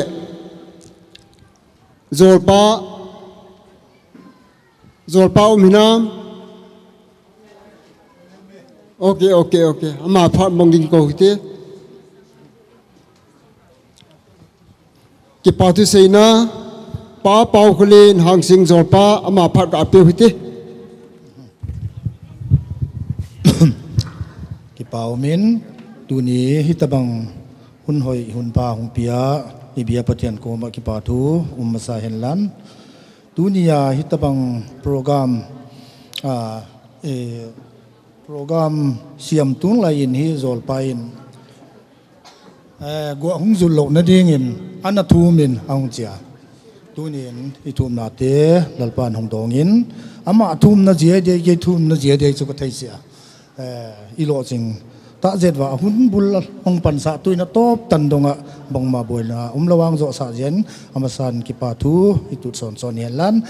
dunia them khat kang yen nom be nom chu ai le tu ni program hi mang boy lo chin na program pen ta akam siam lo pen le hi asim te khat hung ding me yai chi hi mitam pi lungop kai din ka jing ta ama wang zol pa le zol nu in deisa na ang piawa deisa na ang pian tung jong ki pa thu kang gen hen lan atu sim neu khat gen ding chileng la hun la kino tan kang gen non da me dinga neu khat gen lo te lo abulung ki pat na hi tam ta te a ding in lungop kai hi dinga ka hung gen mai dinga zola ka hung ki mat non hi ken hi ama hi ko ye chi jong ka the sia se pai mu na ki mu kha ka hi wa ama hi thu ta nge ni gen ta wa thoi pi ngai ta wa nui na ni neu khat jong kang be zol dinga ama hi ka e da hi le asuan hoya amel hi ka le a hat jong a hat tua ulai hi gun jong na gun da in te ka ki pol da du hi ama hi ulai hi khon thu nung neu khat phol dinga zu don thei cheu ke zu don thei cheu kan hi wa u chiang ni ka et le loi le pai la hi ki suan pi ma ka sa mangai buai na tua jong le hu zo di hi sia kan ki thua pi a hi le ami hi na hi kang he chian deu dewa ami hi na hi kang e da hi le me te ten a het chian dan chu ma thi phau khang e ji chu gen be dum no lo hi mo hu jen a hi na kan he hoi phedin hu jen zol in ka hung ki man wa hi tan chianga hung tunga hi tunin i thu pi ai lut ta dinga tunia hi program man ne dinga hol nuam ta hung na lam sa thale jung senga hung na lam sa te tunga ki pa thu yen hian lan hule banner le program kilom ta hung siam sa te tunga jong ki pa thu yen son son helan hule mang boya dinga apu jong hi wangit na hung nei sa apu pastor he sei ama tunga jong anono ki pa thu yen hian lan hule phatna la hung sa sa nul hingcha hau kip le au apian pi au niang boy ama tia tunga jong ki pa thu yen son son helan hule mi pi tam ta te na hun man phata ta teu hung nu sia in hi program hung wa pa atop tan danga ha sa to na ha sa hi ma jong le hung paisan me le ya top tana na hung wap jom jong da kom wa anon no na ki pa thu ka hung yen hian lan hule abana ne le ta tui ta hung sia hung bol sa catering te hi in hule ni in sung mia apa pi hi jong le ki pa thu gel lo thei lo hia apa pi te in kon tunga jong ki pa thu igen hian lan hule khat gen do oi lo khat au ma hiya ne le ta tu ta ine dingu vô khát hung tua sa mình gen nồi độ oi lậu khát giống mà tung giống cái pa thu igen hiền lan hỗ trợ in nè để sa na cái tăng son na thil bia te bang cái dong hỗ trợ giống cái pa thu cái hung gen son na cái pa thu gen đi là mi mà là coi mà gen là mi hết tâm lâu cái chẳng cái hung gen sen si đi na tung và chia đã cái pa cái hi chỉ cái hung gen hiền lan na cái tung và nó hội na tiêu giải in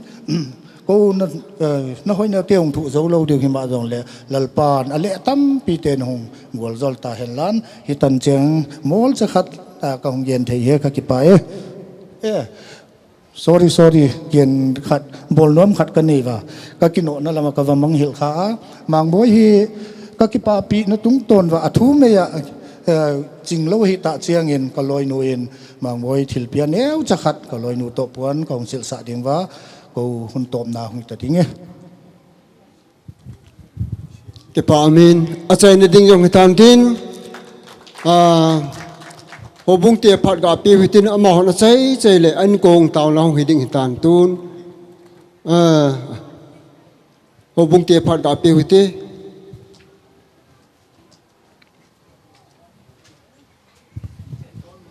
cái bao mê program sốt lôi tạ hitan dòng lệ ichim povin tuni mang boy hobunga golhang khan in hitabang service hoi ta hin su to hi hobunga dinga zong pathen phat thei bo ka chan na blessing a hi in hi chon ke pa pi wa cha na in hobung in zong pon khat ka hin penom vin hobung vice hin secretary in hung do vin la pon khat ka silpi utin pathenin mapui jing in ten mabana jong pathenin ampi jing ding dei sa na zala ka hin pi wa he ke pa amin ponum khat kan nei nomin helanga hobung lam kai ho phat men pe hin an ne ding dan hi hobung lam kai committee member ho si la VIP hon hi sin sunga hi ne deu hin in compound la hi ne deu hi ti so nuai lang hi lowa ne deu hi sule tunia en ne deu dan hi catering system hin catering hi tina wanga chu extra agala monitoring thum lo hi nawa to ka se ne kila be de ti su iga phon do no mu hin tin sule pha ne ki no them ta in pha din thum mo jok ni janam ka kan sel pim ta in ye chun kontak hin dola ka sunga jong nalung hi mo diu ka ta sanin hi jong le kengai thim me tin pha na tu ta lo ji hin ye chun tu ni ki vai hom na sung wa ki man cha naw sunga kontak hi na ka sei khil ka bol khil am kha le pakai pathin mina ki ngai thim de na ngai dam naw kan thu me tun upa khup thang an kong taw na dingin phat ka pe taw te chi su i phat lo ki chai na tan te ki chai le loi langa khu mi pi in an hu na langa khu ikitol so du tai cái bao mê phan ô cái top tại chạy thấy giáo luận bát thiên thằng vào về nè cái dòng tàu này hình mang cái tin akin thấy bên akan man gốt để mai in te tàu te ngay lu và nam hát chung nó hình Singapore bát thiên pakai tu nè hết lại in sunga pa kam kholin le in sung mi ten golang mang boy lolhin na chunga kipana mai cham program a hin gun te ho cái tup ta program min chong ho si hin boina haksan na imam lowa chai thea pakai nei puizalun na ko ma ki pa thu sei na min theng ka thangwa vin e pakai mi hem ka hivin hiche program ka nei sungowa nang ma do ma thel ka bol khawm le khat che na nei ngai dam divin na ngai dam na ka thu min e in sung mi te in pakai tu ne golang mang boy lolhin na chunga kipa na zala an kong a hin sim te ho pakai ka hin so khom wa kipa ta ne che thei dingen na phat thei na to nangin nei ki khen sa oventin ei hu hing pu pakai jesu christa menen kong ta vin ei amen sule mi piti hon het dir chu me hi wo sa bong sa ngau me hin bong sa ne thei lo hon nga zo min nga ne thei lo wo sa zo me ti hi ne het che de he mi pite ho loi langon ki tol lau tin hilanga ton vai hon an ko sim diu hata hilanga ko na nga le loi tai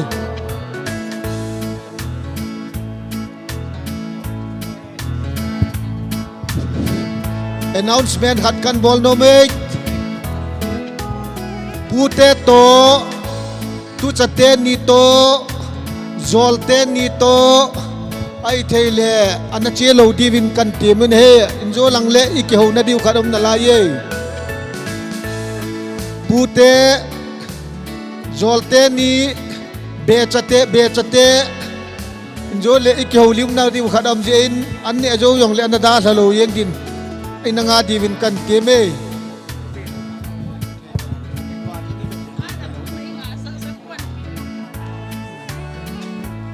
an ki honai le aban ban